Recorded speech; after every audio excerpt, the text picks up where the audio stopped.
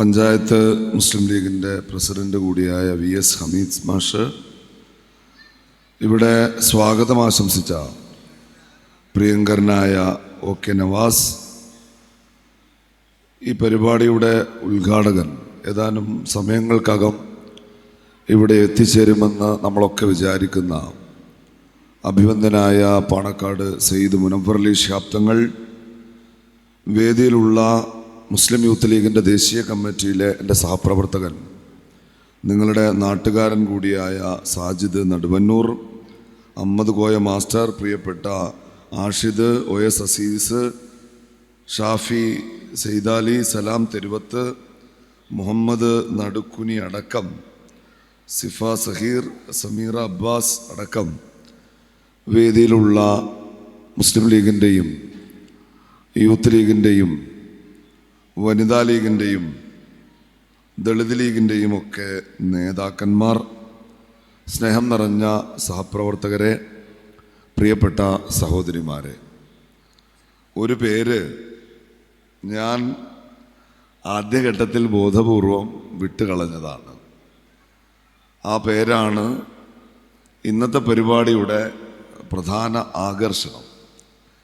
അത് നിങ്ങളുടെയൊക്കെ പ്രിയങ്കരനായ ഈ പഞ്ചായത്തിൻ്റെ ചരിത്രത്തിലാദ്യമായി ആ പഞ്ചായത്തിൻ്റെ പ്രസിഡന്റ് കസേരയിൽ ഇരിക്കാൻ ഭാഗ്യം ലഭിച്ച ഒരു മുസ്ലിം ലീഗുകാരൻ്റെ പേരാണ്. അദ്ദേഹത്തെക്കുറിച്ച് അദ്ദേഹത്തിൻ്റെ ഒരു സംക്ഷിപ്ത ജീവചരിത്രം പ്രിയപ്പെട്ട സാജിദ് സാഹിബ് എനിക്ക് പറഞ്ഞു തന്നിരുന്നു. കഴിഞ്ഞ ഒരു വ്യാഴ്വട്ടക്കാലമായി മുസ്ലിം ലീഗ് രാഷ്ട്രീയത്തിൻ്റെ ഭാഗമായി നിൽക്കുന്ന ഒരാൾ എന്ന നിലക്ക് ഞാനും പലവട്ടം കേട്ടിട്ടുള്ള ഒരു പേരാണത്. വർഷങ്ങൾക്ക് മുൻപ് ഇവിടെ മുസ്ലിം ലീഗിൻ്റെ പ്രവർത്തനം ആരംഭിക്കുന്ന കാലത്ത് ഇന്നീ കാണുന്ന പ്രതാപങ്ങളൊന്നുമില്ലാത്ത, ഇത്ര വലിയ ആൾക്കൂട്ടത്തെ സൃഷ്ടിക്കാൻ കഴിയാത്ത, എല്ലാ ബാലാരിഷ്ടതകളും ഉണ്ടായിരുന്ന ഒരു പ്രസ്ഥാനമായിരുന്നു കൂരാച്ചുണ്ടിലെ മുസ്ലിം ലീഗ്. ഇന്നിപ്പോൾ നിങ്ങൾ സംഘടിപ്പിച്ച വളരെ മനോഹരമായ ഒരു റാലി ഞാൻ കണ്ടു.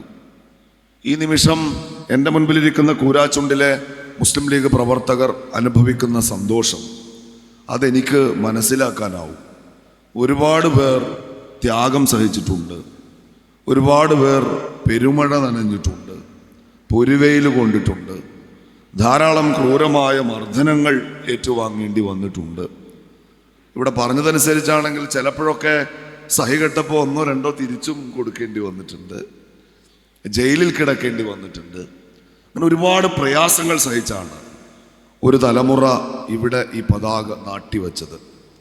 ആ തലമുറയിലെ ഒരു മുതിർന്ന നേതാവ് ഇന്ന് ഈ പഞ്ചായത്തിൻ്റെ ഏറ്റവും വലിയ രാഷ്ട്രീയ പദവിയിലേക്ക് വരുമ്പോൾ അതൊരു വ്യക്തിയുടെ വിജയമല്ല, എത്രയോ തലമുറകളുടെ ത്യാഗങ്ങളുടെ, നിങ്ങളുടെ പ്രാർത്ഥനകളുടെ, നിങ്ങളുടെ കഠിനാധ്വാനത്തിൻ്റെ വിജയമാണത്. പക്ഷേ ആ പദവിയിലേക്ക് വരുന്ന ആൾ ആ പരിശ്രമങ്ങൾക്കാകെ നെടുനായകത്വം വഹിച്ച ഒരാളാണ്, മുന്നിൽ നിന്ന് നയിച്ച ഒരാളാണ്.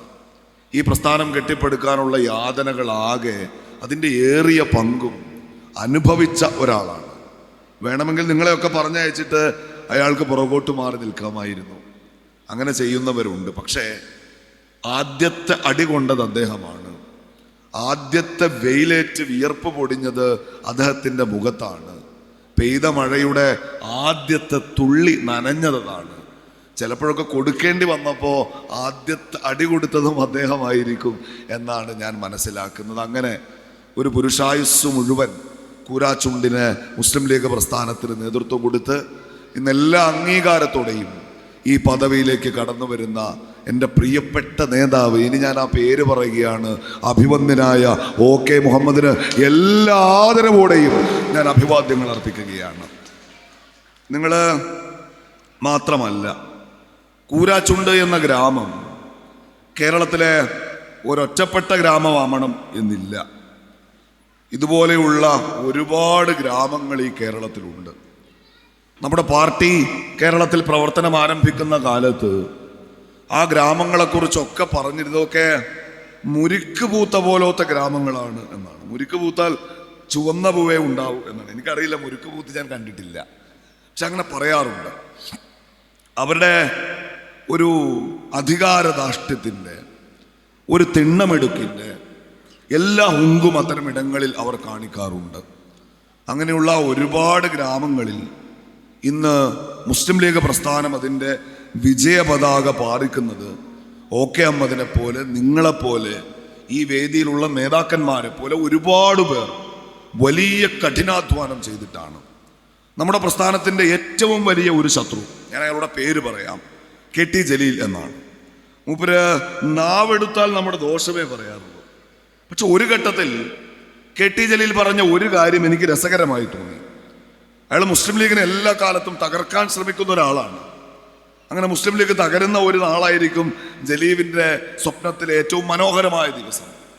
ആ പണി മുഴുവൻ എടുക്കുമ്പോഴും ഒരു ഘട്ടത്തിൽ KT ജലീൽ തുറന്നു പറഞ്ഞ ഒരു കാര്യം, ഞങ്ങൾ എത്ര പരിശ്രമിച്ചാലും ലീഗിനെ തകർക്കാൻ കഴിയില്ല എന്ന ബോധ്യം ഞങ്ങൾക്കുണ്ട്. കാരണം മുസ്ലിം ലീഗിന് സമ്പന്നമായ ഒരു നേതൃനിരയുണ്ട്. ആ പ്രസ്ഥാനത്തിൻ്റെ സംഘടനാ ശരീരത്തിനൊരു പോറൽ പോലും ഏൽക്കാതെ ആ പ്രസ്ഥാനത്തെ സംരക്ഷിക്കാൻ പോകുന്ന വലിയ നേതൃധന്യത അവകാശപ്പെടാൻ കഴിയുന്ന പാർട്ടിയാണ് മുസ്ലിം ലീഗ്. പക്ഷെ മുസ്ലിം ലീഗിൻ്റെ യഥാർത്ഥ ശക്തി എന്ന് പറയുന്നത് ആ പ്രസ്ഥാനത്തിൻ്റെ അടിത്തട്ടിലാണ്. പ്രാദേശികമായി ആ പ്രസ്ഥാനത്തെ നയിക്കുന്ന നേതാക്കന്മാർ, അവരെപ്പോലെ ഉജ്ജ്വലരായ സംഘാടകർ, അവരെപ്പോലെ ഉജ്ജ്വലമായ പാർട്ടി കൂറുള്ളവർ, തങ്ങൾ ജീവിക്കുന്ന പ്രദേശത്തെ ജനങ്ങളുടെ പ്രശ്നങ്ങളെ, ജീവിത പ്രശ്നങ്ങളെ തങ്ങളുടേതായി ഏറ്റെടുക്കാൻ, അതിന് പരിഹാരം കാണാൻ മുസ്ലിം ലീഗിൻ്റെ പ്രാദേശിക നേതൃത്വം കാണിക്കാറുള്ള ജാഗ്രത, അത് ആ പാർട്ടിയുടെ അടിക്കല്ലാണ്, അതിൻ്റെ അടിത്തറയാണ്. അതിൻ്റെ ഒരംശം തൊടാനോ തകർക്കാനോ ഞങ്ങൾക്ക് കഴിയില്ല എന്ന് KT ജലീൽ തുറന്ന് സമ്മതിച്ചു. ഞാൻ പറഞ്ഞത്, നമ്മൾ അത്തരത്തിലുള്ള വലിയ പോരാട്ടങ്ങളിലൂടെ, വലിയ ത്യാഗങ്ങളിലൂടെ, ഒരുപാട് പ്രതിസന്ധികൾ അതിജീവിച്ച് അതിനെ മറികടന്ന് മുന്നോട്ടു നടന്ന് ഇന്നിവിടെ വരെ എത്തിയവരാണ്. പക്ഷെ അപ്പോഴൊക്കെ ഈ പ്രസ്ഥാനം എന്തിനു രൂപീകരിക്കപ്പെട്ടു? 1948 മാർച്ച് മാസം 10-ാം തീയതി മദ്രാസിലെ രാജാജി ഓഡിറ്റോറിയത്തിൽ മഹാനായ ഖായിദെ മില്ലത്ത് മുഹമ്മദ് ഇസ്മായിൽ സാഹിബ് സ്വതന്ത്ര ഭാരതത്തിൻ്റെ ആകാശത്തേക്ക് ഈ പച്ചപ്പതാക ഉയർത്തിക്കെട്ടുമ്പോൾ ആ മനുഷ്യർ, രാജാജി ഓഡിറ്റോറിയത്തിൽ ഉണ്ടായിരുന്ന ചുരുക്കം ചില മനുഷ്യർ, അവരുടെ കൽബിലുണ്ടായിരുന്ന നീയത്തല്ലായിരുന്നു, അവരുടെ കണ്ണുകളിൽ തുടങ്ങിയ ലക്ഷ്യങ്ങളെന്നായിരുന്നു. ഈ പ്രസ്ഥാനം രൂപീകരിക്കുന്നതിലൂടെ അവരെന്താണ് ആഗ്രഹിച്ചിരുന്നത് എന്ന ചോദ്യം, അത് നമ്മുടെയൊക്കെ മനസ്സിലുള്ള ഒരു ചോദ്യമാണ്. ആ ചോദ്യത്തിൻ്റെ പശ്ചാത്തലത്തിൽ നിന്ന് 48 മാർച്ച് 10 തുടങ്ങി 2025 മെയ് മാസം 21-ാം തീയതി വരെയുള്ള ഈ രാജ്യത്തിൻ്റെ ചരിത്രം, മുസ്ലിം ലീഗിൻ്റെ ചരിത്രം, നമ്മുടെ നാട് മുന്നോട്ട് പോയ വഴികൾ, അതൊക്കെ പരിശോധിക്കുമ്പോൾ നമുക്കൊരു കാര്യം വളരെ കൃത്യമായി പറയാൻ കഴിയും. 48 മാർച്ച് 10-ാം തീയതി ലീഗ് രൂപീകരിക്കപ്പെടുമ്പോൾ ഇന്ത്യൻ യൂണിയൻ മുസ്ലിം ലീഗിനുണ്ടായിരുന്ന രാഷ്ട്രീയ പ്രസക്തി എന്താണ്? അതിൻ്റെ 10 മടങ്ങ് രാഷ്ട്രീയ പ്രസക്തിയുള്ള ഒരു ആദർശമാണ് മുസ്ലിം ലീഗ് 2025 ജനുവരി മാസം 21-ാം തീയതി ഈ സമയത്ത് ഉയർത്തിപ്പിടിക്കുന്നത് എന്നതാണ്. നമ്മൾ ജീവിക്കുന്ന ഈ നാടിൻ്റെ ഒരു രാഷ്ട്രീയ സാഹചര്യമുണ്ട്. ഇവിടെ ധാരാളം സ്ത്രീകൾ ഈ സമ്മേളനത്തിൽ ഇപ്പോൾ പങ്കെടുക്കുന്നുണ്ട്. ഞാൻ ആദ്യം വരുമ്പോൾ ഇവിടെ അമ്മ സദസ്സ് എന്ന പേരിൽ അവരൊരു പരിപാടി നടക്കുന്നുണ്ടായിരുന്നു. ഇവിടെ ഒരു സഹോദരി, എനിക്ക് അവരുടെ പേരല്ലേ, വളരെ മനോഹരമായി ഇവിടെ സംസാരിക്കുന്നത് ആ പുറത്തുനിന്ന് ഞാൻ കേട്ടു. മറ്റെവിടെയും കാണാത്ത തരത്തിലുള്ള വനിതകളുടെ ഒരു പങ്കാളിത്തം ഇപ്പോൾ മുസ്ലിം ലീഗിൻ്റെ വേദികളിലും സദസ്സിലുമൊക്കെ നമ്മൾ കാണുകയും അനുഭവിക്കുകയും ചെയ്യുന്നുണ്ട്. നമ്മൾ അത്തരത്തിൽ സ്ത്രീകൾ കൂടിയുള്ള ഒരു സദസ്സിൽ നമ്മുടെ രാജ്യത്തിൻ്റെ വർത്തമാനകാലത്തെ രാഷ്ട്രീയം ചർച്ച ചെയ്യുമ്പോൾ നമുക്ക് ഒരു കാര്യം ബോധ്യമുണ്ട്. ഇന്ത്യയിൽ ഇപ്പോൾ അധികാരത്തിലിരിക്കുന്നത് BJPയുടെ നേതൃത്വത്തിലുള്ള ഒരു ഫാഷിസ്റ്റ് ഗവൺമെൻറ്റാണ്. ഇന്ത്യയിലെന്നല്ല, ലോകത്തെവിടെയും ഫാഷിസ്റ്റുകൾ അധികാരത്തിൽ വരുമ്പോൾ അവർ കലാപങ്ങൾ ഉണ്ടാക്കുമ്പോൾ, അവർ യുദ്ധങ്ങൾ ഉണ്ടാക്കുമ്പോൾ, ആ യുദ്ധങ്ങളിൽ അഭയാർത്ഥികൾ സൃഷ്ടിക്കപ്പെടുമ്പോൾ, ആ കലാപത്തിൻ്റെ ഇരകളാവുന്നതിൽ, അതിൻ്റെ യാതനകൾ പേറേണ്ടി വരുന്നതിൽ ഏറിയ പങ്കും സ്ത്രീകളും കുട്ടികളുമാണ്. ഇന്നിപ്പോൾ ലോകം ഫലസ്തീനിലേക്ക് ഉറ്റുനോക്കുന്ന ദിവസമാണ്. നാളെ കഴിഞ്ഞാൽ ആവശ്യമായത്ര ഭക്ഷണം ഗസയിൽ എത്തിയില്ലെങ്കിൽ അവിടുത്തെ 14,000 കുഞ്ഞുങ്ങൾ പട്ടിണി കിടന്ന് മരിക്കും എന്നാണ് ഇപ്പോ ഐക്യരാഷ്ട്ര സംഘടന പറയുന്നത്. ഗാസയുടെ അതിർത്തിയിൽ അവർക്ക് കഴിക്കാനുള്ള ഭക്ഷണവുമായി ട്രക്കുകൾ കാത്തുകിടപ്പുണ്ട്. ആ ലോറികളിൽ നിറയെ അവിടുത്തെ പിഞ്ചുമക്കൾക്ക് വയറു നിറയെ കഴിക്കാൻ ഭക്ഷണമുണ്ട്. പക്ഷേ ഒരു 40 കിലോമീറ്റർ കൂടി സഞ്ചരിച്ച് ആ മക്കൾക്ക് ആ ഭക്ഷണം കൊടുക്കാൻ അവർക്ക് കഴിയുന്നില്ല. കാരണം ഫലസ്തീനിൽ ആയിരക്കണക്കിന് കുട്ടികൾ പട്ടിണി അനുഭവിച്ച് മരണത്തെ മുഖാമുഖം കാണുമ്പോഴും ഇസ്രായേൽ എന്ന സിയോണിസ്റ്റ് അധികാരത്തിന്റെ ഹുങ്ക് പിടിച്ച രാജ്യം അതിർത്തികൾ തുറന്നു കൊടുക്കാൻ തയ്യാറല്ല. ആ ട്രക്കുകൾ അകത്തേക്ക് പ്രവേശിച്ചാൽ അതൊക്കെ ബോംബിട്ട് തകർക്കും എന്ന് ഭീഷണിപ്പെടുത്തുന്ന ഒരു രാജ്യം. അവിടെ അതിന്റെ ഏറ്റവും വലിയ പീഡനം അനുഭവിക്കുന്നത് ആരാണ്? ഗസയിലേക്ക് ഇസ്രായേൽ നടത്തുന്ന മിസൈലുകൾ ഏറെയും കൊന്നു തിന്നത് അവിടുത്തെ സ്ത്രീകളെയാണ്, അവിടുത്തെ കുട്ടികളെയാണ് എന്ന് നമുക്ക് ബോധ്യപ്പെടും. ഇപ്പൊ നമ്മൾ കണ്ട ഒരു വലിയ ഭീകരാക്രമണം ഉണ്ടല്ലോ, നമ്മുടെ രാജ്യത്തിനകത്തേക്ക് പാകിസ്ഥാന്റെ ഭീകരവാദികൾ കടന്നു വന്ന് ആക്രമണം നടത്തിയപ്പോഴോ നൂറുകണക്കിന് ആളുകൾ ഉണ്ടായിരുന്ന പേൽഗാമിലെ ആ താഴ്വരയിൽ, ആ ടൂറിസ്റ്റ് കേന്ദ്രത്തിൽ അവർ കൊലപ്പെടുത്തിയത് സ്ത്രീകളെ വിധവകളാക്കുക എന്ന ഉദ്ദേശത്തോടെ ആ സ്ത്രീകളുടെ ഭർത്താക്കന്മാരെയാണ്. ഭർത്താവിനെ പോയിന്റ് ബ്ലാങ്കിൽ വെടിവെച്ച് കൊല്ലുക, എന്നിട്ട് മോഡിയോട് പറയുക എന്നാണ്, നിന്റെ ഭർത്താവിനെ ഞാൻ കൊലപ്പെടുത്തി കളഞ്ഞിരിക്കുന്നു. അതുകൊണ്ടാണ് ആ തീവ്രവാദാക്രമണത്തിന് ഇന്ത്യ മഹാരാജ്യത്തിന്റെ സൈന്യം ശക്തമായ മറുപടി പാകിസ്ഥാന് കൊടുക്കുമ്പോൾ ആ ഓപ്പറേഷന് നമ്മൾ ഓപ്പറേഷൻ സിന്ദൂർ എന്ന പേര് കൊടുത്തത്. ഓപ്പറേഷൻ സിന്ദൂർ എന്ന പേരാണ് നമ്മൾ ആ തീവ്രവാദാക്രമണത്തിന് കൊടുത്തത്. ഞാൻ ഈ സിന്ദൂറുമായി ബന്ധപ്പെട്ട് ഈ അടുത്ത് ഒരു കവിത വായിച്ചു. ആ കവിത ഇങ്ങനെയാണ്, അതൊരു ഇംഗ്ലീഷ് കവിതയാണ്. റുഖിയ മുഹമ്മദ് കുഞ്ഞി എന്ന് പറയുന്ന കാസർകോട്ടെ ഒരു അധ്യാപിക എഴുതിയ കവിതയാണ്. ആ കവിതയുടെ മലയാളം പറഞ്ഞാൽ എനിക്കറിയില്ലായിരുന്നു സുരക്ഷയെന്ന് നീ വാഗ്ദാനം ചെയ്ത ആ പേര് ചിലരുടെ മൂർധാവിൽ ചോരയായി മാറുമെന്ന്, കളങ്കമായി മാറുമെന്ന് എനിക്കറിയില്ലായിരുന്നു. സിന്ദൂരം മുടി വകഞ്ഞത് 2 രാജ്യങ്ങളെ പിളർക്കുമെന്ന്. ഒരു സ്ത്രീയുടെ മുടി വകഞ്ഞു വെച്ച ആ നെറുകയിൽ, അവളുടെ മൂർധാവിൽ അവൾ സുമംഗലിയാണ് എന്നതിൻ്റെ തെളിവായി, അടയാളമായി നമ്മുടെ ഹൈന്ദവ സഹോദരിമാർ വെക്കാറുള്ള ആ സിന്ദൂരം മായ്ച്ചു കളയുക എന്ന ഉദ്ദേശത്തോടെ ഇന്ത്യയുടെ അതിർത്തി മുറിച്ചു കടന്ന് ഇന്ത്യൻ മണ്ണിൽ ചവിട്ടി നിന്ന് ഈ രാജ്യത്തെ 25 പൗരന്മാരെ അവരുടെ മതം ചോദിച്ച് കൊലപ്പെടുത്തിയ ആ തീവ്രവാദാക്രമണത്തിന് ഇന്ത്യ മഹാരാജ്യം മറുപടി കൊടുത്തപ്പോ അവര് അതിനിട്ട പേരാണ് ഇന്ത്യയുടെ സൈന്യം ഓപ്പറേഷൻ സിന്ദൂർ. എനിക്ക് ഏറ്റവും ഇഷ്ടപ്പെട്ടത് റുഖിയ്യയുടെ കവിതയിലെ അവസാനത്തെ 2 വരികളാണ്. എനിക്കറിയില്ലായിരുന്നു മുടി വകഞ്ഞത് 2 രാജ്യങ്ങളെ പിളർക്കുമെന്ന് എന്നാണ്. ഞാൻ അതിൻ്റെ വിശദാംശങ്ങളിലേക്ക് പോവല്ല. ഒരു ഭാഗത്ത് ആ ആക്രമണം നടന്നു, ഇന്ത്യ മഹാരാജ്യം ഒറ്റക്കെട്ടായി നിന്നു. ഈ രാജ്യത്തെ പ്രതിപക്ഷ പാർട്ടികൾ മുഴുവൻ ഇവിടുത്തെ ഗവൺമെന്റിന് പിന്തുണ കൊടുത്തു. ഇന്ത്യയുടെ പാരമ്പര്യത്തെ ഉയർത്തിപ്പിടിച്ചുകൊണ്ട് ഇന്ത്യയുടെ സൈന്യം കുറിക്കുകൊള്ളുന്ന മറുപടി കൊടുത്തു. പാകിസ്ഥാൻ ഇന്ത്യയുടെ പുറത്തു നിന്നുള്ള ശത്രുവാണ്. ആ ഭീകരവാദികൾ ഈ രാജ്യത്തിന്റെ പൊതുശത്രുവാണ്. അവരെ എതിർക്കുമ്പോ, ആ ഭീകരവാദത്തിനെതിരെ നിലപാട് സ്വീകരിക്കുമ്പോ, രാജ്യസുരക്ഷയുടെ പ്രശ്നം വരുമ്പോ ഇന്ത്യൻ യൂണിയൻ മുസ്ലിം ലീഗ് പാർട്ടിക്ക് രാഷ്ട്രീയമില്ല, കക്ഷി രാഷ്ട്രീയമില്ല. ഇന്ന് വൈകിട്ട് ഡൽഹിയിൽ നിന്ന് ലോകത്തോട് ഇന്ത്യയും പാകിസ്ഥാനും തമ്മിൽ സമീപകാലത്തു നടന്ന ഈ സംഘർഷത്തിൽ ഇന്ത്യയുടെ ഭാഗം വിശദീകരിക്കാൻ ഒരു സർവകക്ഷി സംഘം പുറപ്പെടുമ്പോൾ ആ സംഘത്തിന്റെ കൂടെ നമ്മുടെ എല്ലാം പ്രിയപ്പെട്ട നേതാവ് ഇന്ത്യൻ യൂണിയൻ മുസ്ലിം ലീഗിന്റെ പാർലമെന്ററി പാർട്ടിയുടെ സെക്രട്ടറി അഭിമന്യനായ ET മുഹമ്മദ് ബഷീർ സാഹിബുണ്ട്. നമ്മൾ മോഡിക്ക് കീഴ്പ്പെട്ടത് കൊണ്ടല്ല, അത് അമിത്ഷായ്ക്ക് കീഴ്പ്പെട്ടത് കൊണ്ടല്ല. BJPക്കെതിരെ മുസ്ലിം ലീഗ് ഉയർത്തുന്ന രാഷ്ട്രീയത്തിൽ 1% വെള്ളം ചേർത്തിട്ടല്ല നമ്മൾ ആ നിലപാട് സ്വീകരിക്കുന്നത്. പിന്നെയോ, ലോകത്തിനു മുൻപിൽ ഇന്ത്യ എന്ന രാജ്യത്തിന്റെ പരമാധികാരമുണ്ട്, ഈ രാജ്യത്തിന്റെ നിലപാടുണ്ട്, ഈ രാജ്യത്തിന്റെ ജനാധിപത്യമുണ്ട്. രാജ്യത്തിന്റെ ഒരു വിഷയം വരുമ്പോ മറ്റെല്ലാം മറന്ന് ഒരുമിച്ച് നിൽക്കണമെന്ന് നമ്മുടെ പൂർവികർ നമ്മെ പഠിപ്പിച്ചിട്ടുണ്ട്. പാകിസ്ഥാന്റെ മണ്ണിൽ നിന്നല്ല, ഹറമൈൻ സ്ഥിതി ചെയ്യുന്ന, വിശുദ്ധ ഗേഹങ്ങൾ സ്ഥിതി ചെയ്യുന്ന സൗദി അറേബ്യയുടെ മണ്ണിൽ നിന്ന് ഇന്ത്യയെ നേരിടാൻ ഒരു പട്ടാളം വന്നാൽ, ആ പട്ടാളത്തെ എതിർക്കാൻ ഇന്ത്യൻ സൈന്യത്തിന് സിവിലിയന്മാരുടെ ആവശ്യം വന്നാൽ ആദ്യം ഓടിയെത്തേണ്ടത് മുസ്ലിം ലീഗിന്റെ പ്രവർത്തകരായിരിക്കുമെന്ന് മഹാനായ CH നമ്മളെ പഠിപ്പിച്ചിട്ടുണ്ട്. ഒരു തരിമ്പ് ഈ മണ്ണിനോടുള്ള സ്നേഹത്തിൽ വിട്ടുവീഴ്ച ചെയ്തവരല്ല നമ്മൾ. അതിനർത്ഥം ഈ ചോദ്യങ്ങളാകെ അടിയറ വച്ചു എന്നല്ല. ഞാനിപ്പോൾ ആ സ്റ്റേജിൽ നിന്ന് ഫോൺ എൻ്റെ ചെവിയിലേക്ക് ചേർത്ത് വെച്ച് കേട്ടത്, ഞാൻ 3 ചാനലുകൾ കേട്ട ആ വാർത്ത ഉറപ്പുവരുത്തി. അത് സത്യമാണ് എന്നറിയണമല്ലോ. ഇന്ന് പകൽ ഗുജറാത്തിൽ 8,000 വീടുകൾ അവിടുത്തെ ഗവൺമെന്റ് ബുൾഡോസർ വെച്ച് തകർത്തു കളഞ്ഞിരിക്കുന്നു. അഹമ്മദാബാദിലെ സിയാസത്ത് നഗർ എന്ന മേഖലയിലാണ്. ഞാൻ നിങ്ങളോട് പറയാം, ആ സൈന്യം, ഇന്ത്യയുടെ സൈന്യം, പഹൽഗാമിന്റെ ഭീകരാക്രമണത്തിനു ശേഷം ഇന്ത്യയുടെ സൈന്യം പാകിസ്ഥാന്റെ മണ്ണിൽ തിരിച്ചടി കൊടുക്കുമ്പോ ഇന്ത്യയുടെ സൈന്യം കാണിച്ച ഒരു ജാഗ്രതയുണ്ട്.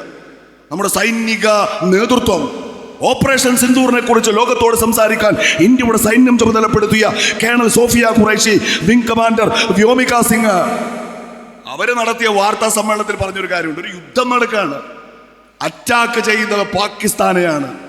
മിസൈൽ തൊടുക്കുന്നത്, ഡ്രോൺ തൊടുക്കുന്നത് ഇന്ത്യൻ മണ്ണിൽ നിന്ന് പറന്നുയർന്ന നമ്മുടെ രാജ്യത്തിന്റെ യുദ്ധവിമാനങ്ങൾ ആകാശത്ത് വട്ടമിട്ട് പറന്ന് പാകിസ്ഥാന്റെ മണ്ണിലെ ടാർഗറ്റ് ചെയ്യുമ്പോൾ നമ്മുടെ സൈന്യം കാണിച്ച ഒരു ജാഗ്രത, യുദ്ധമുഖത്ത് നിൽക്കുമ്പോൾ നമ്മുടെ രാജ്യത്തിന്റെ സൈന്യം ഉയർത്തിപ്പിടിച്ച ഒരു കാഴ്ചപ്പാട്, അവര് വീടുകൾ തകർത്തില്ല, പള്ളികൾ തകർത്തില്ല. പാകിസ്ഥാനിലെ പള്ളിയാണ് കേട്ടോ, പാകിസ്ഥാനിലെ ക്ഷേത്രമാണ്, പാകിസ്ഥാനിലെ ഗുരുദ്വാരയാണ്, പാകിസ്ഥാനിലെ സാധാരണക്കാരുടെ വീടുകളാണ്. നമ്മളതൊന്നും ലക്ഷ്യം വച്ചില്ല. നമ്മൾ കേട്ടില്ലേ, യാത്രാ വിമാനങ്ങളെ പാകിസ്ഥാൻ കവചമായി ഉപയോഗിച്ചു.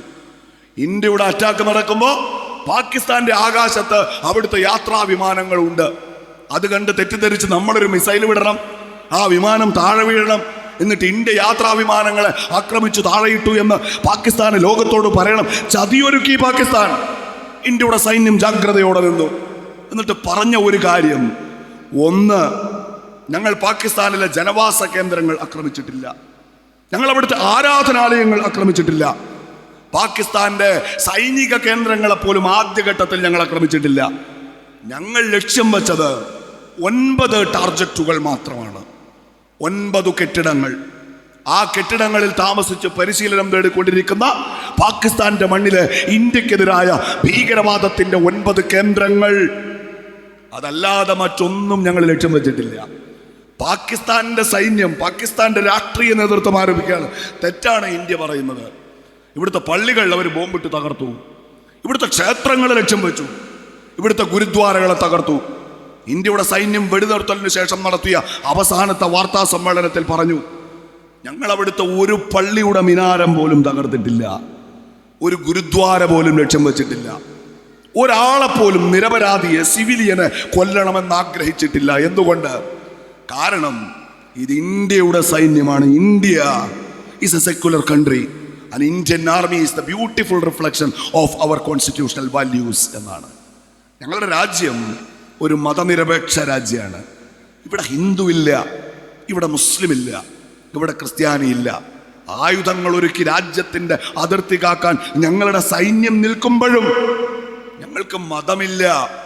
ഞങ്ങൾ ഇവിടുത്തെ ഭരണഘടനയുടെ മനോഹരമായൊരു പ്രതീകമാണ്. ഈ രാജ്യത്തിന്റെ സൈന്യം അത് പറയുന്നു. അതവിടെ നിൽക്കട്ടെ. ഇനി നിങ്ങൾ എൻ്റെ കൂടെ ഗുജറാത്തിലെ സിയാസത്ത് നഗറിലേക്ക് വാ. ഈ പകൽ അവിടെ 8,000 വീടുകൾ തകർക്കപ്പെട്ടിരിക്കുന്നു. വീടുകൾ എന്ന് പറയുമ്പോൾ സ്നേഹമുള്ളവരെ, മണിമന്ദിരങ്ങളല്ല, വലിയ വലിയ കെട്ടിടങ്ങളല്ല, ആസ്പെറ്റോസ് കൊണ്ട് മേഞ്ഞ, തകരപ്പാട്ടകൾ കൊണ്ട് ഭിത്തി തീർത്ത ചെറിയ ചെറിയ കുടിലുകളാണ്. ഒന്നിനോട് ചേർന്നൊന്ന്, അതിനോട് ചേർന്ന് മറ്റൊന്ന്. സിയാസത്ത് നഗറിലെ ഒരു തെരുവിൽ 8,000 വീടുകൾ. ആ 8,000 വീടുകളിലായി ഏതാണ്ട് 40,000-ത്തിനടുത്ത ആളുകൾ. അവരിന്നലെ വരെ അവിടെ താമസിച്ചവരാണ്. അവർക്കിടയിൽ ഒറീസക്കാരുണ്ട്, മധ്യപ്രദേശുകാരുണ്ട്, രാജസ്ഥാനികളുണ്ട്, ബംഗാളികളുണ്ട്. അവർ നിങ്ങളുടെ കൂരാച്ചുണ്ടിലെ അങ്ങാടിയിൽ വന്ന്, ബംഗാളിൽ നിന്നും ഒറീസയിൽ നിന്നും വന്ന് നിങ്ങളുടെ പറമ്പിലും കരിങ്കൽ പാറകളിലും പണിയെടുക്കുന്ന അതിഥി സംസ്ഥാന തൊഴിലാളികളെ പോലെ ഈ രാജ്യത്തിൻ്റെ ഒരു സംസ്ഥാനത്ത് നിന്ന് മറ്റൊരു സംസ്ഥാനത്ത് ജോലിയെടുക്കാൻ പോയവരാണ്. ആ പാവങ്ങൾ അവിടെ താമസിക്കുന്നു. അവരുടെ വീട് ഇന്ന് രാവിലെ ബുൾഡോസറുമായി വന്ന് തകർക്കുന്നു. അവരുടെ കൂട്ടത്തിൽ നിന്ന് 23 പേർ ആ തകർക്കൽ നടന്നുകൊണ്ടിരിക്കെ ബുൾഡോസറിന്റെ യന്ത്രക്കൈ ആ തകര വീടുകൾ ഓരോന്നായി വലിച്ചെറിഞ്ഞ് പറിച്ചെടുത്ത് ദൂരേക്ക് വലിച്ചെറിയുമ്പോൾ ആ കൂട്ടത്തിൽ നിന്ന് 23 പേർ ഗുജറാത്ത് ഹൈക്കോടതിയുടെ മുൻപിൽ പരാതി ബോധിപ്പിച്ചു.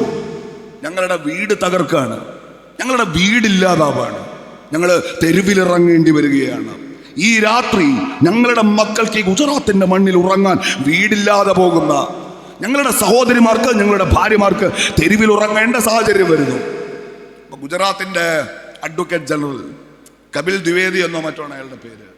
അയാൾ ഗുജറാത്ത് ഹൈക്കോടതിയോട് ഒരു കാര്യം പറഞ്ഞു. എന്താണെന്നറിയോ? ഈ താമസിക്കുന്ന 8000 വീടുകളിലുമുള്ളത് ബംഗ്ലാദേശികളാണ്, നുഴഞ്ഞുകയറ്റക്കാരാണ്, ഭീകരവാദികളാണ്. കോടതി പറഞ്ഞു, എന്നാ നിങ്ങൾ പൊളിച്ചോളൂ, സ്റ്റേ ഇല്ല, സ്റ്റോപ്പ് മെമ്മോ ഇല്ല, നിർബാധം. ആ പൊളിക്കൽ അവിടെ പൂർത്തിയായി. ഗുജറാത്തിന്റെ ഗവൺമെന്റ് ഇന്ന് ഗുജറാത്ത് ഹൈക്കോടതിയോട് പറഞ്ഞത് 8000 വീടുകളിലായി താമസിക്കുന്ന ആ 40,000 പേർ അവര് നുഴഞ്ഞുകയറ്റക്കാരാണ്. ആ 8000 തകരപ്പാട്ട കൊണ്ട് കെട്ടിയുണ്ടാക്കിയ വീടുകൾ ഇന്ത്യ മഹാരാജ്യത്തിന്റെ ദേശസുരക്ഷയ്ക്ക് ഭീഷണിയാണ്. അതാണ് പറഞ്ഞത്. ഇതൊരു സാധാരണ പൊളിക്കലല്ല. അവിടെ നിയമപരമായ പ്രശ്നമുണ്ടോണ്ട് പൊളിക്കല്ല. പിന്നെയോ ആ കുടിലുകൾ ഇന്ത്യ മഹാരാജ്യത്തിന്റെ സുരക്ഷയ്ക്ക് ഭീഷണിയാണ്. പിന്നെ ഒരു കോടതിയും ഇടപെടില്ല, ഒരു കോടതിയും പൊളിക്കണ്ട എന്ന് പറയില്ല. ഇപ്പൊ ഗുജറാത്തിലെ BJP ഗവൺമെന്റ് ഇന്ന് 8000 വീടുകൾ പൊളിച്ച് ഈ വൈകുന്നേരം, ഈ രാത്രിയിൽ എൻ്റെ മുൻപിൽ കൂരാച്ചുണ്ടല മുസ്ലിം ലീഗിന്റെ പ്രവർത്തകരിരിക്കുമ്പോൾ അവിടെ 40,000 പേർക്ക് വീട് നഷ്ടപ്പെട്ടിരിക്കുന്നു. ഇന്നലെ അതൊരു തകരപ്പാട്ടയുടെ കുടിലാണെങ്കിലും അവരുറങ്ങിയത് അവരുടെ വീട്ടിലായിരുന്നു. ഈ രാത്രി അത്രയും പേർ നിങ്ങളുടെ ഈ കൂരാച്ചുണ്ട് ഗ്രാമത്തിന്റെ ജനസംഖ്യയേക്കാൾ ഒരുപക്ഷെ കൂടുതലുള്ള മനുഷ്യർ കിടക്കാനിടമില്ലാതെ റോഡിലുണ്ട് എന്നതാണ്. അവരെ എങ്ങനെയാ പുറത്താക്കിയത്? രാജ്യസുര എന്ന് വെച്ചാൽ 40,000 ഭീകരവാദികൾ വീട് വെച്ച് ഗുജറാത്തിൽ താമസിക്കുക അല്ലേ? 8000 പേർ, 40,000 ഭീകരവാദികൾ ഒരേയിടത്ത് താമസിക്കുന്നു. ഞാൻ ചോദിക്കട്ടെ, ഈ പെഹൽഗാമിലെ ആക്രമണം കഴിഞ്ഞപ്പോഴാണോ നിങ്ങൾ അവരെ കണ്ടത്? വർഷങ്ങളായി, തലമുറകളായി ആ മനുഷ്യർ അവിടെ ഇല്ലേ? 40,000 പേർ ഭീകരവാദികൾ ഒരുമിച്ച് താമസിക്കുമ്പോൾ ഇന്നലെ വരെ BJP ഗവൺമെന്റ്, ഗുജറാത്തിലെ BJP ഗവൺമെന്റ് എന്തെടുക്കായിരുന്നു? എന്ത് പരിശോധന നടത്തിയിട്ടാണ് അവർ തീവ്രവാദികളാണ് എന്ന് നിങ്ങൾ ഉറപ്പിച്ചത്? ഇന്ത്യയുടെ സൈന്യം പോലും പാകിസ്ഥാനിലെ കേവലം 9 ഭീകര കേന്ദ്രങ്ങൾ ലക്ഷ്യം വെച്ചിട്ട് പാവപ്പെട്ടവരെ, പള്ളികളെ, ആരാധനാലയങ്ങളെ ഞങ്ങൾ ലക്ഷ്യം വെക്കില്ല. കാരണം ഞങ്ങൾ മതനിരപേക്ഷ ജനാധിപത്യ ഇന്ത്യയുടെ അതിരുകാക്കാൻ ആയുധമെടുത്ത സൈന്യമാണ് എന്ന് പറയുമ്പോൾ ഈ രാജ്യം ഭരിക്കുന്നവർ ഇന്ത്യക്കകത്ത് ഭീകരവാദികളെ തിരയാണ്. സൈന്യം 9 ഇടത്ത് ടാർഗറ്റ് ചെയ്തപ്പോൾ രാജ്യം മുഴുവൻ പാവപ്പെട്ട ഒരു സമുദായത്തിൽപ്പെട്ട മനുഷ്യർ കിടക്കുന്ന വീടുകൾ, അവരുടെ തെരുവുകൾ, അവരുടെ പള്ളികൾ ഇവർ ലക്ഷ്യം വെക്കുകയാണ്, ഇവർ തകർക്കുകയാണ് ബുൾഡോസർ വെച്ച്. ഞാൻ പറഞ്ഞത്, അവര് കുറെ കാലം പാകിസ്ഥാനെതിരെ യുദ്ധം ചെയ്യും. പാകിസ്ഥാനെതിരെ യുദ്ധം അവസാനിച്ചാലോ രാജ്യത്ത് RSSകാർ, രാജ്യത്ത് BJPക്കാർ ഈ രാജ്യത്തിനകത്ത് ഭീകരവാദികളെ തിരയാൻ തുടങ്ങും. ആ ഭീകരവാദികൾക്കെതിരെ യുദ്ധം ആരംഭിക്കും, അവരുടെ വീടുകൾ തകർക്കും. അതുകൊണ്ടാണ് ഇത് സംഭവിക്കുന്നത്. ഒരു കാര്യം ഇവിടെ നിങ്ങൾ വളരെ കൃത്യമായി കൂരാച്ചുണ്ടിലെ മുസ്ലിം ലീഗിന്റെ പ്രവർത്തകർ മനസ്സിലാക്കണം. നിങ്ങൾ എന്തിനാണ് ഇന്ന് ഈ അങ്ങാടിയിലൂടെ കൊടിപിടിച്ചു നടന്നത്? ഇവിടെ OK അഹമ്മദ് മാസ്റ്റർ പക്ഷേ 4 പതിറ്റാണ്ട് കാലം ഈ ഗ്രാമത്തിൽ ഇന്ത്യൻ യൂണിയൻ മുസ്ലിം ലീഗ് പ്രസ്ഥാനത്തിന് നെടുനായകത്വം വഹിച്ച നേതാവ് ഈ പഞ്ചായത്തിന്റെ പ്രസിഡന്റ് സ്ഥാനത്തെത്തുമ്പോ അതൊരു വലിയ നേട്ടമാണ്, വലിയ സന്തോഷമാണ്. പക്ഷേ സ്നേഹമുള്ള മുസ്ലിം ലീഗിന്റെ പ്രവർത്തകന്മാര്, ഇത് നിങ്ങളുടെ അന്തിമ ലക്ഷ്യമായിരുന്നില്ല എന്ന ബോധ്യം ഉണ്ടാവണം. നിങ്ങൾ ലീഗായത് ഇതിനല്ല, ലീഗായപ്പോൾ ഉണ്ടായ ഒരു നേട്ടം മാത്രമാണിത്. ഇത് ഞങ്ങളുടെ അന്തിമ ലക്ഷ്യമാണ് എന്ന് വിചാരിച്ചു പോകരുത് നമ്മൾ, ഇല്ലേ? ജബ്സെ ചലാഹു മൻസിൽ പർ ഹൈ നസർ, നിഗാഹോന്നെ മേരെ കഭി മീൽ കാ പത്ഥർ ന ദേഖാ എന്നാണ്. നടന്നു തുടങ്ങിയല്ലോ ആദ്യത്തെ ചുവടുവയ്പ്. മദ്രാസിലെ രാജാജി ഓഡിറ്റോറിയത്തിൽ നിന്ന് സ്വതന്ത്ര ഭാരതത്തിന്റെ ആകാശത്തേക്ക് ഉയർന്നു കിട്ട ആദ്യത്തെ മുദ്രാവാക്യം, നമ്മുടെ ആദ്യത്തെ കാൽവയ്പ്. അന്നു മുതൽ ഇന്ന് വരെ നടന്നു താണ്ടിയ ഈ വഴികളിലാകെ നമ്മുടെ കണ്ണുകൾ ഇമചിമ്മാതെ നട്ടുനിന്നത് നമ്മുടെ അന്തിമ ലക്ഷ്യത്തിലേക്കാണ്. നിഗാഹോന്നെ മെരേ കഭി മീൽ കാ പത്തർ ന ദേഖാ. ആ നടന്നുപോയ വഴികളിൽ ഞങ്ങളിൽ കുറെ ആളുകൾ പഞ്ചായത്ത് പ്രസിഡന്റുമാരായി, കുറെ ആളുകൾ പഞ്ചായത്ത് മെമ്പർമാരായി, വേറെ കുറെ ആളുകൾ MLA മാരായി, വേറെ കുറെ ആളുകൾ മന്ത്രിമാരായി, വേറെ കുറെ പേർ MP-മാരായി, ഒരാൾ കേന്ദ്രമന്ത്രിയായി, ഒരാൾ മുഖ്യമന്ത്രിയായി. ഇതൊന്നും നിങ്ങളുടെ അന്തിമ ലക്ഷ്യമായിരുന്നില്ല. നിങ്ങളുടെ ലക്ഷ്യം ഇനിയും അകലെയാണ്. ഈ കണ്ടതൊക്കെ നാഴികക്കല്ലുകളാണ്. രാജ്യത്തിനകത്ത് ഭീകരരെ തിരയുന്ന കാലം വരും. രാജ്യത്തിനകത്ത് പാകിസ്ഥാനികളെ തികയുന്ന കാലം വരും. അങ്ങനെ ഒരു കാലം വരുമ്പോൾ, ഫാഷിസത്തിന്റെ ബുൾഡോസർ ഉരുണ്ടു തുടങ്ങുമ്പോൾ, അവർ വേട്ടനായ്ക്കളെപ്പോലെ ഇരയെ പിടിക്കാൻ ഇറങ്ങുമ്പോൾ, ഈ രാജ്യം ഇന്ത്യയിലെ തീവ്ര വലതുപക്ഷത്തിന്റെ അധികാരപ്രമുഖതയ്ക്ക് കീഴടങ്ങുന്ന നാൾ വരുമ്പോൾ, അവരാദ്യം ലക്ഷ്യം വെക്കുന്നത് എൻ്റെ ഈ സമുദായത്തിൻ്റെ നേരെയായിരിക്കും. അവരുടെ വീടുകളായിരിക്കും, അവരുടെ പള്ളികളായിരിക്കും, അവരുടെ ഖബർസ്ഥാനുകളായിരിക്കും. വഖഫ് ഇസ്ലാമിക ആരാധനയുടെ ഭാഗമല്ലെന്ന് രാജ്യത്തിൻ്റെ സുപ്രീം കോടതിയിൽ ഇന്ന് ഇന്ത്യ മഹാരാജ്യത്തിൻ്റെ ഗവൺമെൻറ് ബാധിച്ച ദിവസമാണ്. ബാബരി മസ്ജിദിൻ്റെ വിധി വന്നപ്പോൾ അവർ പറഞ്ഞു, നിസ്കരിക്കാൻ പള്ളി വേണം എന്ന് മുസ്ലിങ്ങൾക്ക് നിർബന്ധമില്ല, മുസ്ലിങ്ങൾക്ക് എവിടെയും നിസ്കരിക്കാം. ഇപ്പോൾ പറയാണ് വഖഫ് ഇസ്ലാമിക ആചാരത്തിൻ്റെ ഭാഗമല്ല. ഞാൻ സിന്ദൂരത്തെക്കുറിച്ച് പറഞ്ഞു തുടങ്ങിയല്ലോ. ഈ രാജ്യത്തെ നമ്മുടെ പ്രിയപ്പെട്ട സഹോദരിമാരുടെ സിന്ദൂരം മാക്കാൻ പാകിസ്ഥാന്റെ ഭീകരവാദികൾ കടന്നു വന്നപ്പോൾ, ആ തിരിച്ചടിക്ക് ഇന്ത്യ മഹാരാജ്യം ഓപ്പറേഷൻ സിന്ദൂർ എന്ന പേര് വിളിച്ചപ്പോൾ അതിന് കൈയടിച്ചവരാ നമ്മൾ. എൻ്റെ ഈ കൂടപ്പുറപ്പുകൾ ഒന്നൊഴിയാതെ ഹിജാബ് ധരിച്ച് വേദിയിലും സദസ്സിലും ഇരിക്കുന്ന കൂരാച്ചുണ്ടിലെ എൻ്റെ പ്രിയപ്പെട്ട മുസ്ലിം ലീഗിൻ്റെ പ്രവർത്തകകളായ എൻ്റെ സഹോദരിമാർ, ആ സിന്ദൂരം പോലത്തെ ഒരടയാളമാണ് നിങ്ങളുടെ തലയിലെ ഹിജാബ്. ആ ഹിജാബ് മുസ്ലിം സ്ത്രീകൾക്ക് അനിവാര്യമല്ല, അത് സ്ത്രീകൾക്ക് നിർബന്ധമാണ് എന്ന് പറയുന്ന ഒരു മതവിധിയില്ല എന്ന് ഈ രാജ്യത്തിൻ്റെ സുപ്രീം കോടതി ഒരു ഘട്ടത്തിൽ പറഞ്ഞിട്ടുണ്ട്. നമ്മുടെ വഖഫ്, നമ്മുടെ ഹിജാബ്, നമ്മുടെ പള്ളികൾ, ഇതൊക്കെ ഈ മതത്തിന് അനിവാര്യമല്ല എന്ന് BJP വാദിക്കുന്നത് ഓരോരോ അടയാളങ്ങളെയായി, ഈ വിശ്വാസത്തിൻ്റെ ഓരോരോ ഷിയാറുകളെയായി തകർത്തെറിയാനാണ് എന്ന ബോധ്യമുണ്ടാവണം. ഇങ്ങനെ ഒരു കാലത്തേക്കാണ്, ഇങ്ങനെ ഒരു കാലത്ത് നെഞ്ചോട് ചേർത്തു പിടിക്കാനാണ്, വാനിൽ ഉയർത്തിക്കെട്ടാനാണ്, മണ്ണിൽ നാട്ടിവെക്കാനാണ് മഹാനായ നേതാവ് ഈ പതാക കൈമാറിയത് എന്ന അഭിമാന ബോധത്തോടെ ഇനിയും ഒരു 100 കാതം ആവേശത്തോടെ കരുത്തോടെ മുന്നോട്ട് നടക്കാൻ നിങ്ങൾക്ക് ഈ സ്ഥാനലബ്ധി ഒരു പ്രേരണയാകട്ടെ എന്ന് ഞാൻ ആഗ്രഹിക്കുകയാണ്. ലീഗിൻ്റെ രാഷ്ട്രീയത്തിൻ്റെ മർമ്മതാണ് നമ്മൾ നമ്മുടെ ഒരടയാളങ്ങളെയും നമ്മുടെ ഒരു അവകാശങ്ങളെയും അടിയറ വെക്കാതിരിക്കുക. അപ്പോഴാണ് ഈ വേദിയിൽ എൻ്റെ പുറകിൽ മുസ്ലിം ലീഗ് എന്ന് വെച്ചാൽ ഞങ്ങൾ മറ്റാരുടെയും കാര്യം നോക്കില്ല, ഞങ്ങൾക്ക് കിട്ടേണ്ടത് കണക്ക് പറഞ്ഞ് വാങ്ങാൻ മാത്രം വന്നവരാണ് എന്ന നിലപാട് ലീഗ് ഒരു ഘട്ടത്തിൽ പോലും സ്വീകരിച്ചിട്ടില്ല. കുരാച്ചുണ്ട് ഒരു മലയോര ഗ്രാമമാണ്.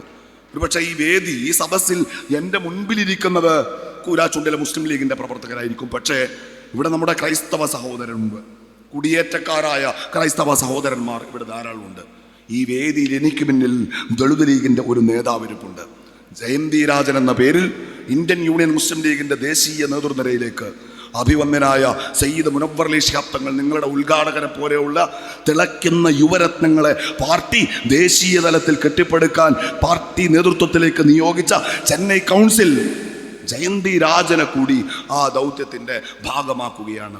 ഞാനും നിങ്ങളുടെ നാട്ടുകാരനായ പ്രിയപ്പെട്ട സാജിദ് സാഹിബ് എൻ്റെ വലതുഭാഗത്തിരിപ്പുണ്ട്. ഞങ്ങൾ നടത്തുന്ന യാത്രകളുണ്ട്. ഈ സംഘടന ഉത്തരേന്ത്യയിൽ കെട്ടിപ്പടുക്കാൻ ഞങ്ങൾ നടത്തുന്ന ചെറിയ ചെറിയ പരിശ്രമങ്ങളുണ്ട്.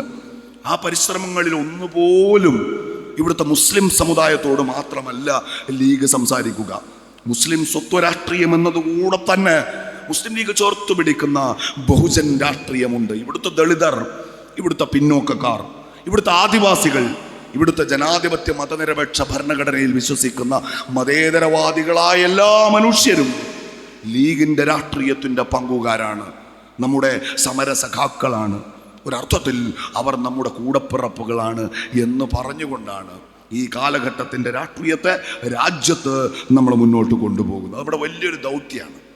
കേരളത്തിലേക്ക് വന്നാലോ, കേരളത്തിലേക്ക് വന്നാൽ ഈ അവകാശ ബോധ്യത്തെ നമ്മൾ അരക്കിട്ടുറപ്പിച്ച ഒരിടമാണ് കേരളം. ഇരിക്കുന്ന എൻ്റെ മുൻപിലിരിക്കുന്ന ആ കൊച്ചുകുട്ടി, അവൻ്റെ പേരെനിക്കറിയില്ല, അവൻ്റെ ഉമ്മയും ഉപ്പയും എനിക്കറിയില്ല. പക്ഷെ നിങ്ങൾ അവനോടൊന്ന് സംസാരിക്കൂ, അവൻ്റെ ഉള്ളിൽ ഒരു അവകാശബോധമുണ്ടാവും, അല്ലേ? സ്കൂളിലെ ഒരു സ്കോളർഷിപ്പ് കൊടുക്കുകയാണ്. അവനറിയാം അത് അപേക്ഷ കൊടുക്കണം, അത് കൊടുത്താൽ എനിക്ക് കിട്ടും. നിങ്ങൾ ഉമ്മയോടും ഉപ്പയോടും വന്ന് പറയും. നിങ്ങൾ അക്ഷയ സെൻറ്ററിൽ പോയിട്ട് അത് കൊടുക്കും. അത് നിങ്ങളുടെ കുട്ടിയുടെ അക്കൗണ്ടിൽ വരും.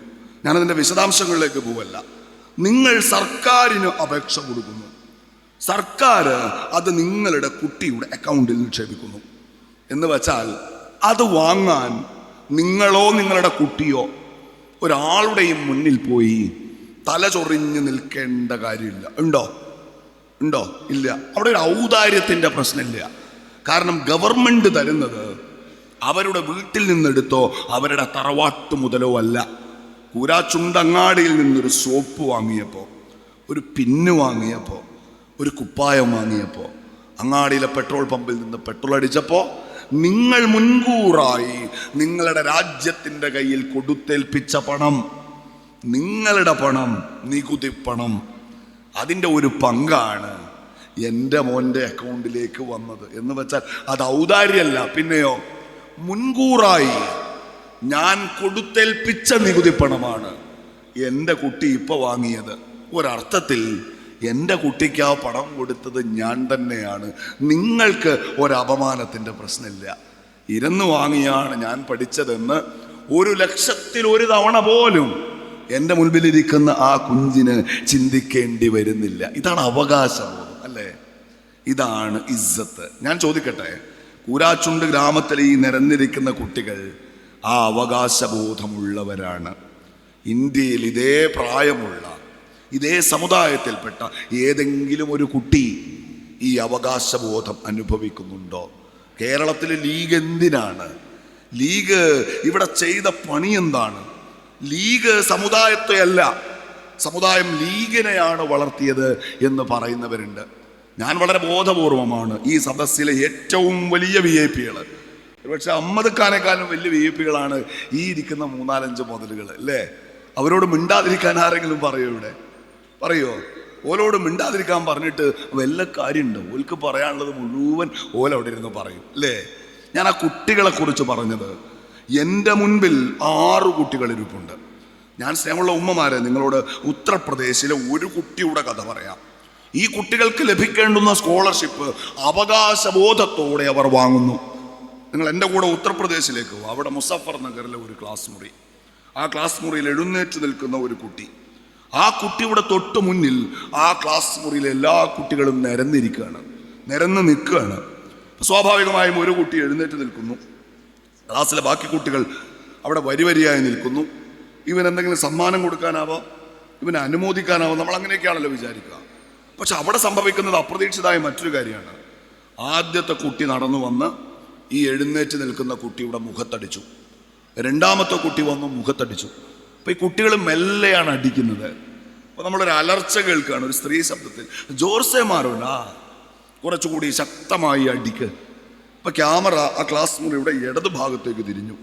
അവിടെ അവരിരിക്കുന്നത് പോലെ മേശയിൽ സാരി ഉടുത്ത ഒരു ടീച്ചർ ഇരിപ്പുണ്ട്.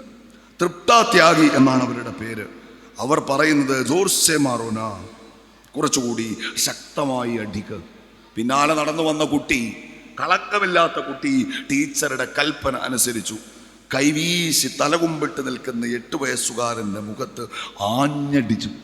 അപ്പോൾ ടീച്ചർ പറഞ്ഞു, ചെഹരാ ഉസ്കാ ലാൽ ഹോ ജായേഗാ, അഭി ഉസ്കെ കമർ പേ മാറോനാ. ഇങ്ങനെ അടിച്ചാൽ അവൻ്റെ കവിള് ചുവന്ന് തുടുക്കും, അതുകൊണ്ട് അവൻ്റെ വയറ്റത്തടിക്കൂ എന്നാണ്. അങ്ങനെ അവസാനത്തെ കുട്ടിയും വന്ന് വയറ്റത്തിടിക്കുമ്പോൾ, മുഖത്തടിക്കുമ്പോൾ ആ 8 വയസ്സുകാരൻ, നിങ്ങളുടെ ഈ കുട്ടികളുടെ പ്രായമുള്ള മോൻ, അവിടെ തല കുനിച്ച് നിന്ന അടി മുഴുവൻ ഏറ്റുവാങ്ങി. ആ വീഡിയോ വൈറലായി. ആ കുട്ടിയുടെ കേസ് സുപ്രീം കോടതിയിൽ വന്നു.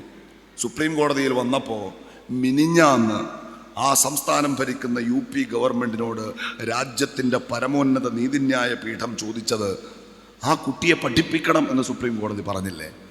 അവനെ ആ സ്കൂളിൽ നിന്ന് മാറ്റണം എന്ന് പറഞ്ഞില്ലേ? അവന് യൂണിഫോം കൊടുക്കണം എന്ന് പറഞ്ഞില്ലേ? അവൻ്റെ കൂടെ ദൂരെയുള്ള സ്കൂളിലേക്ക് പോകുന്ന ആൾക്ക് 200 രൂപ കൊടുക്കണം എന്ന് പറഞ്ഞില്ലേ? ആ സംഭവത്തിൻ്റെ പേരിൽ ആ ക്ലാസ് മുറിയിൽ വെച്ച് മതത്തിൻ്റെ പേരിൽ ആ അപമാനമേൽക്കേണ്ടി വന്ന പൊന്നുമോന്, അവന് ഒറ്റപ്പെട്ടു പോകുന്ന സാഹചര്യം ഉണ്ടാകരുത് എന്ന് പറഞ്ഞില്ലേ? നിങ്ങൾ എന്തേ കേട്ടില്ല? അപ്പോൾ യു പിയിലെ ഗവൺമെൻറ് മറുപടി കൊടുത്തു, ഞങ്ങളത് കേൾക്കാതിരുന്നത് അവരുടെ കൂട്ടത്തിൽ ഒരു ട്രസ്റ്റ് ഇവനെ ഏറ്റെടുത്തിരുന്നു, അത് നടക്കുന്നുണ്ടാവുമെന്ന് ഞങ്ങൾ വിചാരിച്ചത്. ആ കുട്ടിയെ ഒരു നിമിഷം, സ്നേഹമുള്ള എൻ്റെ ഉമ്മമാരെ, നിങ്ങളൊന്ന് മനസ്സിൽ സങ്കല്പിക്കുക. അത്ര വലിയ യാതന സഹിച്ച് പഠിത്തം മുടങ്ങിയിട്ടും ഈ രാജ്യത്തെ ഏറ്റവും വലിയ കോടതി ആ ഗവൺമെൻറ്റിനോട് പറഞ്ഞിട്ടും അവനൊരു കുഞ്ഞു കുപ്പായം വാങ്ങിക്കൊടുക്കാൻ, ഒരു പുസ്തക സഞ്ചി വാങ്ങിക്കൊടുക്കാൻ, ഒരു പേന വാങ്ങിക്കൊടുക്കാൻ 8 വയസ്സുള്ള ഒരു കുട്ടിയോട് ഒരല്പം ദയ കാണിക്കാൻ യു പിയിലെ യോഗി ആദിത്യനാഥിൻ്റെ ഗവൺമെൻറ് തയ്യാറായില്ല. നിങ്ങളുടെ കുട്ടി വാങ്ങിയ ആ സ്കോളർഷിപ്പില്ലേ, കൂരാച്ചുണ്ടങ്ങാടിയിൽ വന്ന് നിങ്ങൾ വിത്ഡ്രോ ചെയ്തെടുത്ത ആ സ്കോളർഷിപ്പില്ലേ, ഇത് എൻ്റെ പൈസയാണ്, അത് ഉമ്മാക്ക് തരില്ല. ഇതുകൊണ്ട് എനിക്ക് പന്ത് വാങ്ങണം, ഇതുകൊണ്ട് എനിക്ക് ഷർട്ട് വാങ്ങണം, ഇത് എൻ്റെ പൈസയാണെന്ന് ഈ മക്കൾ നിങ്ങളിൽ ഒരാളോടെങ്കിലും പറഞ്ഞിട്ടുണ്ടാവില്ലേ? ഉമ്മാക്ക് ഇതെടുക്കാൻ തരില്ല, ഉപ്പാക്ക് കൊടുക്കണ്ട, നിങ്ങൾ പല ആവശ്യവും പറയും, പക്ഷേ ഇത് എനിക്ക് കിട്ടിയ പൈസയാണ്, ഇതുകൊണ്ട് എനിക്ക് പന്ത് വാങ്ങണം, എനിക്ക് ജേഴ്സി വാങ്ങണം, എനിക്ക് സിനിമ കാണണം, എനിക്ക് മിഠായി വേണം എന്ന് ഈ മക്കൾ പറഞ്ഞില്ലേ നിങ്ങളോട്? ഇതെൻ്റെ പൈസയാണ് എന്ന അവകാശബോധം ഈ 8 വയസ്സുള്ള മക്കളുടെ ഉള്ളിൽ കൊളുത്തി വെച്ചത് ആരാ? യു പിയിലെ ആ കുഞ്ഞ് അവസാനത്തെ ആളും വന്ന് അടിച്ചിട്ട് പോകുന്നത് വരെ നിങ്ങളുടെ അടി കൊള്ളേണ്ട ആളല്ലട്ടോ ഞാൻ. എനിക്ക് ചോദിക്കാനും പറയാനും ആളുണ്ട് എന്ന് പറയാനുള്ള ധൈര്യമില്ലാത്തത് എന്തുകൊണ്ടാണ്? അവിടെ ദൗർഭാഗ്യവശാൽ മുസഫർ നഗറിലെ ആ സ്കൂളിൻ്റെ പുറത്ത് നമ്മളുണ്ടായിരുന്നില്ല. ഇവിടെ നമ്മളുണ്ടായിരുന്നു, ഞങ്ങളുണ്ടായിരുന്നു, നമ്മുടെ പൂർവികന്മാരുണ്ടായിരുന്നു. ഇന്ത്യൻ യൂണിയൻ മുസ്ലിം ലീഗിൻ്റെ അഭിമാനബോധത്തിൻ്റെ പച്ച പതാകയുണ്ടായിരുന്നു എന്നതാണ്. ലീഗ് ബാക്കി വച്ചത് നിങ്ങളുടെ കുഞ്ഞുമക്കളുടെ കൽബിലെ കാലിടറാത്ത ഈ അവകാശബോധമാണ്. ഇനിയോ ഇപ്പോ അത് കേരളത്തിൽ വെല്ലുവിളിക്കപ്പെടുന്ന ഒരു കാലം കൂടിയാണ്. നമ്മൾ ജീവിക്കുന്ന ഈ കേരളവും അപകടകരമായ ഒരു സാഹചര്യത്തിലൂടെ കടന്നു പോകണം. ഇന്ന് നമുക്കൊക്കെ ഇഷ്ടപ്പെട്ട ഒരാളിൻ്റെ ബർത്ത്ഡേ ആണ്. ആരാണ് അയാൾ? ആരാണ്? അത് മോഹൻലാലാണ് കേട്ടോ. ഇന്ന് മൂപ്പർക്ക് 65 വയസ്സായി എന്നാണ്. എനിക്കറിയില്ല, എന്ന് വെച്ചാൽ മമ്മൂട്ടിക്ക് കഴിഞ്ഞ ദിവസം 73 വയസ്സായി. എൻ്റെ ഉപ്പാക്കും 73 വയസ്സ്. മമ്മൂട്ടി എൻ്റെ ഉപ്പയായിട്ടൊരു ബന്ധമില്ല. മോഹൻലാലിന് 65 വയസ്സ് എന്ന് വെച്ചാൽ എൻ്റെ ഉമ്മയുടെ പ്രായം. ഇവിടെ ഇരിക്കുന്ന പലരും, പക്ഷെ മോഹൻലാൽ സുന്ദരനാണ്, വലിയ നടനാണ്, നമ്മുടെയൊക്കെ അഭിമാനമാണ്. അയാളുടെ ഒരു സുഹൃത്താണ് BJPയുടെ സംസ്ഥാന പ്രസിഡന്റ് രാജീവ് ചന്ദ്രശേഖർ. സ്വാഭാവികമായിട്ടും രാജീവ് ചന്ദ്രശേഖർ മോഹൻലാലിന് ഒരു ഹാപ്പി ബർത്ത്ഡേ പറഞ്ഞു. അയാളുടെ താഴെ വന്നിട്ട് മോഹൻലാൽ സുഡാപ്പിയാണെന്ന് പറഞ്ഞിട്ട് അയാളെ പൂരെ തെറിയാണ്. ആര്? ഇവിടുത്തെ BJPക്കാര്. കഴിഞ്ഞ ഒരു 4 മാസം മുൻപ് വരെ കേരളത്തിൽ ഇടതുപക്ഷത്തു നിന്ന് മെല്ലെ മെല്ലെ സഖാക്കളുടെ ഇടതുപക്ഷ ബോധ്യത്തിൽ നിന്ന് സംഘിസത്തിലേക്ക് വഴിമാറുന്ന കേരളത്തിലെ കുറെ പക്ക RSSകാരുടെ, കേരളത്തിലെ കുറെ പ്രച്ഛന്ന RSSകാരുടെ, കേരളത്തിലെ കുറെ കാസക്കാരുടെ, കേരളത്തിലെ കുറെ ചാനലുകാരുടെ ഹീറോയായിരുന്നു ആര്? മോഹൻലാൽ. കാരണം അയാൾക്ക് പട്ടാളത്തിലെ കേണൽ പദവിയുണ്ട്. നോട്ട് നിരോധിച്ചപ്പോൾ മോദിയെ അഭിവാദ്യം ചെയ്ത് പോസ്റ്റിട്ട ആളാണ്. മോദിയെ ഇടയ്ക്കിടയ്ക്ക് പോയി കൈപിടിച്ച് മുസാഫാത്ത് ചെയ്യുന്ന ആളാണ് ആര്? മോഹൻലാൽ എന്നൊക്കെ പറഞ്ഞവർക്ക് ഈ 65ാം പിറന്നാളിൻ്റെ അന്ന് മലയാളത്തിൻ്റെ മഹാനടനെ പച്ച തെറിവിളിക്കേണ്ടി വരുന്നത് എന്തുകൊണ്ടാണ്? അതാണ് നമ്മൾ ജീവിക്കുന്ന പുതിയ കേരളത്തിൻ്റെ പ്രത്യേകത. ഇത് സംഘികൾ ടാർഗറ്റ് ചെയ്ത കേരളമാണ്, അവരുടെ വിദ്വേഷ പ്രസംഗങ്ങളുടെ കേരളമാണ്. ഞാൻ നേരത്തെ പറഞ്ഞ പാകിസ്ഥാനിലെ 9 ഭീകര കേന്ദ്രങ്ങൾ ഇന്ത്യയുടെ സൈന്യം ആക്രമിച്ചപ്പോൾ ആ 9 ഭീകര കേന്ദ്രങ്ങളിൽ ഒന്നിൽ മസൂദ് അസറിൻ്റെ സഹോദരൻ ഉണ്ടായിരുന്നു. മസൂദ് അസർ വലിയ ഭീകരനാണ്. ഇപ്പോൾ ആ ചരിത്രം പുരാണം പറയാൻ സമയമില്ല. അയാളുടെ സഹോദരൻ മരിച്ചു എന്ന വാർത്ത ഇന്ത്യയിൽ വരുമ്പോൾ നമുക്കൊക്കെ വലിയ സന്തോഷം തരുന്നൊരു വാർത്തയാണ്. കാരണം അയാൾ പാകിസ്ഥാനിലെ വലിയ ടെററിസ്റ്റ് ഗ്രൂപ്പിൻ്റെ നേതാവാണ്. നമ്മുടെ നാട്ടിലെ ഒരു BJP നേതാവ് സന്ദീപ് വചസ്പതി, നിങ്ങൾ കണ്ടിട്ടുണ്ട്. അവിടെ പറഞ്ഞല്ലോ, ഞാൻ ഇടയ്ക്കിടയ്ക്ക് പാർട്ടീൻ്റെ ചാനലിൽ പറഞ്ഞേക്കാറുണ്ട്. നമ്മളവിടെ പോകുമ്പോൾ അവിടെ അധികവും BJPക്ക് വേണ്ടി വന്നിരിക്കാറുള്ള ഒരാളാണ് ഈ ചങ്ങായി. ആര്? ഈ സന്ദീപ് വചസ്പതി. ഈ സഞ്ജീവ് വസപതി ഈ വാർത്ത ഷെയർ ചെയ്യാണ്. പാകിസ്ഥാനിലെ ഭീകരൻ സയ്യിദ് മസൂറിൻ്റെ സഹോദരൻ കൊല്ലപ്പെട്ടിരിക്കുന്നു, ഒരാൾ മരിച്ചപ്പോൾ നാളെ ഒരു ഉദാഹരണത്തിന് മരിക്കണ കാര്യമായതുകൊണ്ട് ഞാൻ ഇന്നെ തന്നെ ഉദാഹരണം, നാളെ ഞാൻ മരിച്ചു പോയാൽ നിങ്ങൾ ഇൻ്റെ ഫോട്ടോ ഇട്ടിട്ടാണല്ലോ പറയുക ഈ ചങ്ങായി മരിച്ചു പോയിട്ടോ. പക്ഷെ ഇവിടെ മസൂദ് അസറിൻ്റെ മരണവാർത്ത എഴുതുമ്പോൾ ഫോട്ടോ ഇടുന്നത് വേറൊരാളിൻ്റെയാണ്. ആ ആളെ നിങ്ങൾക്ക് നല്ല പരിചയം ഉണ്ടാവും. ആരാണത്?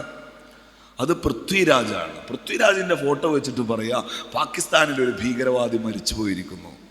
പൃഥ്വിരാജിന് മോഹൻലാലിൻ്റെ രക്ഷയില്ല.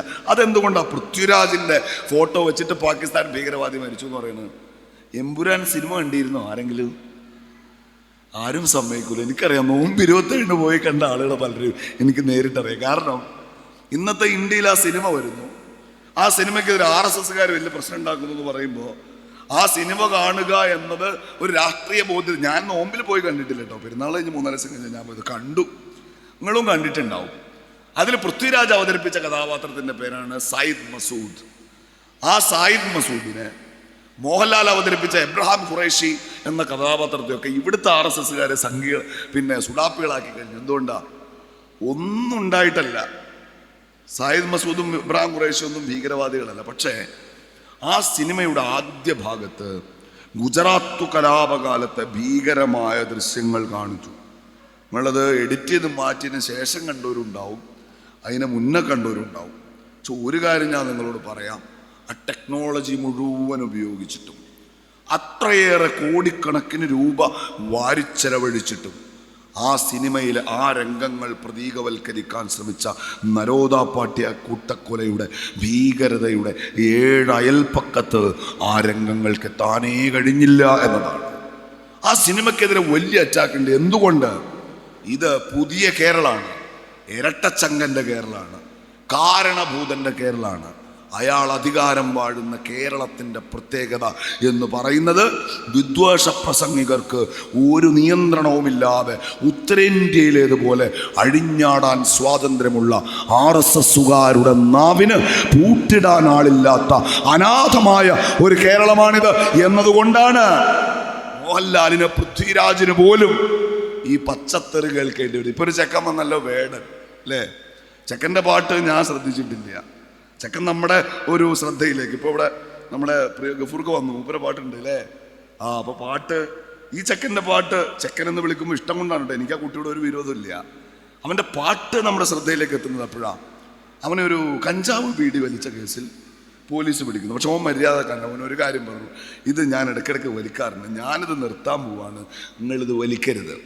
പക്ഷേ അവൻ്റെ പാട്ടിലെ വരികൾ ശ്രദ്ധിക്കുമ്പോൾ ആ വരികൾ ഒരു ആസ്വാദകൻ എന്ന നിലയ്ക്ക് എനിക്ക് ഇഷ്ടമായി. ഞാൻ പിറന്ന മണ്ണിൽ എന്നെ കണ്ടാൽ വെറുപ്പ്, പണിയെടുത്ത് വെയിൽ കൊണ്ട് മേനിയാകെ കറുപ്പ്, എൻ്റെ ചാളയിൽ പുകയുന്നില്ല അടുപ്പ്, പെൺകുഞ്ഞവൾ പാതി വിശന്നല്ലോ കിടപ്പ് എന്നാണ്. ഞാൻ പിറന്ന മണ്ണിൽ എന്നെ കണ്ടാൽ വെറുപ്പ്. ആ വരികൾ ഒരുപക്ഷെ നമ്മളെ തന്നെയാണ് വിരൽ ചൂണ്ടിക്കാണിക്കുന്നത്. നമ്മളെ കാണുമ്പോൾ മനുഷ്യരുടെ കണ്ണുകളിൽ വെറുപ്പ് കത്തുന്ന കാലമാണിത് അല്ലേ? പനിയെടുത്ത് വെയിൽ കൊണ്ട് മേനി കറുത്തു പോയവനെ മാറ്റി നിർത്തുന്ന കേരളമാണ്. നമ്മൾ കണ്ടില്ലേ, നിങ്ങളെപ്പോലൊരു സ്ത്രീ ബിന്ദു ഒരു പകല് മുഴുവൻ 3 വീട്ടിൽ പണിക്ക് പോകണം. അടിച്ചു തെളിക്കാരി എന്ന് പഴയ ഭാഷാപ്രയോഗത്തിൽ നമ്മൾ വിളിച്ച വിട്ടുവേലക്കാരിയാണ്. ഒട്ടും പ്രിവിലേജ്ഡ് അല്ലാത്ത മനുഷ്യരുടെ എച്ചില് പോലും ഒരു പക്ഷെ വാരേണ്ടി വരുന്ന ജോലിയിലേർപ്പെട്ട ആ പാവപ്പെട്ട സഹോദരി, അവർ ജോലിക്ക് പോകുന്ന വീട്ടിലെ മാല കാണാതാവുന്നു. അവർ പോയിട്ട് പറയുന്നു ഞങ്ങളുടെ മാല കാണാതെ. വീട്ടിലാരൊക്കെ വന്നു പോകാറുണ്ട്, വീട്ടിൽ ബിന്ദു വരാറുണ്ട്. ആണോ? ബിന്ദു എന്തിനാ വരാറ്? ബിന്ദു വേലക്കാരിയാണ്. ബിന്ദുവിനെ ഒന്ന് കാണട്ടെ. ഇപ്പം ബിന്ദു തൊലി കറുത്തവളാണ്, ബിന്ദു ദളിതയാണ്. സദസ്സിലിരുന്ന ദളിത് ലീഗിൻ്റെ നേതാവിനെ ഇവിടെ വേദിയിൽ വിളിച്ചിരുത്തിയത് ഞങ്ങൾ ആ സമുദായത്തെ, ഇവിടുത്തെ പിന്നോക്കക്കാരെ ഞങ്ങളിങ്ങനെ നെഞ്ചോട് ചേർത്ത് പിടിക്കുന്ന എന്തുകൊണ്ടാണെന്നറിയോ? വെറുപ്പിൻ്റെ നോട്ടം നമുക്കെതിരെ നീണ്ടുവരുമ്പോൾ തൊലി കറുത്തതിൻ്റെ പേരിൽ നീണ്ടുവന്ന ഒരുപാട് നേട്ടങ്ങളെ നേരിടേണ്ടി വരുന്ന പാവം മനുഷ്യരാണ്, പതിതരായ മനുഷ്യരാണ്. ഞങ്ങളുടെ പച്ചക്കൊടി ചൂണ്ടിക്കാണിച്ചിട്ട് ഇത് വർഗീയവാദികളാണെന്ന് പറയുമ്പോൾ ഞങ്ങളുടെ നെഞ്ചോട് ചേർത്ത് പിടിച്ച ആ മനുഷ്യരെ 1000 വട്ടം ചൂണ്ടിക്കാണിച്ചിട്ട് ഇത് വർഗീയവാദത്തിൻ്റെ പാർട്ടിയല്ല, കറകളയാത്ത മതനിരപേക്ഷത ഉയർത്തിപ്പിടിക്കുന്ന അവകാശബോധത്തിൻ്റെ പാർട്ടിയാണ്. ഞങ്ങൾ മറുപടി കൊടുക്കുന്നത് അപ്പോഴാണ്. ആ സ്ത്രീയെ സ്റ്റേഷനിലേക്ക് വിളിപ്പിച്ചപ്പോഴോ അവൾക്ക് നല്ല ഭംഗിയുള്ള സാരി ഇല്ല കേട്ടോ, തൊലി കറുത്തതാണ്. അവള് വീട്ടിൽ പണിയെടുക്കുന്ന വേലക്കാരിയാണ്. പിന്നെ ചോദിക്കേണ്ട കാര്യമുണ്ടോ? മാല ഇവള് തന്നെ കട്ടു. പിണറായി വിജയൻ എന്ന നവോത്ഥാനത്തിൻ്റെ പൊന്നുതമ്പുരാൻ അധികാരം കൈയാളുന്ന ഈ സ്റ്റേഷനിൽ 20 മണിക്കൂർ പച്ചവെള്ളം കുടിക്കാതെ ആ പെൺകുട്ടിക്ക് നിൽക്കേണ്ടി വന്നു. വെള്ളം ചോദിച്ചു. കക്കൂസിൽ പോയി എടുത്തു കുടിച്ചോ എന്നാണ്. കക്കൂസിൽ പോയി എടുത്തു കുടിച്ചോ. ഞാൻ ചോദിക്കുകയായിരുന്നു കക്കയം ക്യാമ്പിനെ കുറിച്ച്. പോലീസുകാർ മനുഷ്യരെ മൂത്രം കുടിപ്പിച്ച കേരളത്തിൽ കക്കൂസിലെ വെള്ളം കുടിക്കാൻ കൊടുക്കുന്ന അവസ്ഥയിലേക്ക് കേരളത്തെ കൊണ്ടുപോയി പിണറായി വിജയൻ.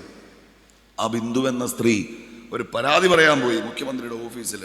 മാല കെട്ടാ പോലീസ് പിടിക്കും, അതിനിവിടെ വന്നിട്ട് കാര്യമില്ല. അങ്ങനെയുള്ള ഒരു കേരളത്തിൽ വേടൻ്റെ വാട്ട് പ്രസക്താണ്. പക്ഷെ ഇന്ന് ശശികല ടീച്ചർ പറയുന്നത് വേടൻ്റെ പിറകിൽ തീവ്ര ഇസ്ലാമിക് ജിഹാദികളാണ്. വേടനുമായിട്ട് നമുക്കൊരു ബന്ധമില്ല, എന്നാലും അതിൻ്റെ കേടാർക്കാണ്? നമുക്കാണ്. നമ്മുടെ തലയിലേക്കാണ് ഇത് മുഴുവൻ കൊണ്ടുവന്ന് കെട്ടിവെക്കുക. ഇത് നിയന്ത്രിക്കാൻ ഇവിടെ നിയമമുണ്ട്. എൻ്റെ മുമ്പിലൊരു മൈക്കിരിപ്പുണ്ടല്ലോ, പൊതുയോഗം പറയുമ്പോൾ നിങ്ങളെ പഞ്ചായത്ത് ലീഗിൻ്റെ പ്രസിഡന്റ് എന്നോട് പറഞ്ഞു, സാഹിബേ ലൈവ് ഉണ്ട് കേട്ടോ, നിങ്ങൾ സൂക്ഷിച്ചാളെയും പറഞ്ഞിട്ട് കയ്യിൽ നിന്ന് പോകണ്ടെന്നാണ് പറഞ്ഞത് അല്ലേ. ഇത് ഒരേ സമയം വലിയ ഉപകാരമാണ്, വേറൊരു നിലക്ക് വലിയ ഷെറുമാണ്. ഒരബദ്ധം പറഞ്ഞു പോയാലും പിന്നെ ഇങ്ങോട്ട് തിരിച്ചെടുക്കാൻ പറ്റുമോ? പറ്റൂല. കുടുങ്ങും, സമാധാനം പറയേണ്ടി വരും. ഈ സമയം വരെ ഞാൻ ഇവിടെ പറഞ്ഞല്ലോ വലിയ അബദ്ധമൊന്നും സംഭവിക്കാത്ത ആളാണെന്ന്.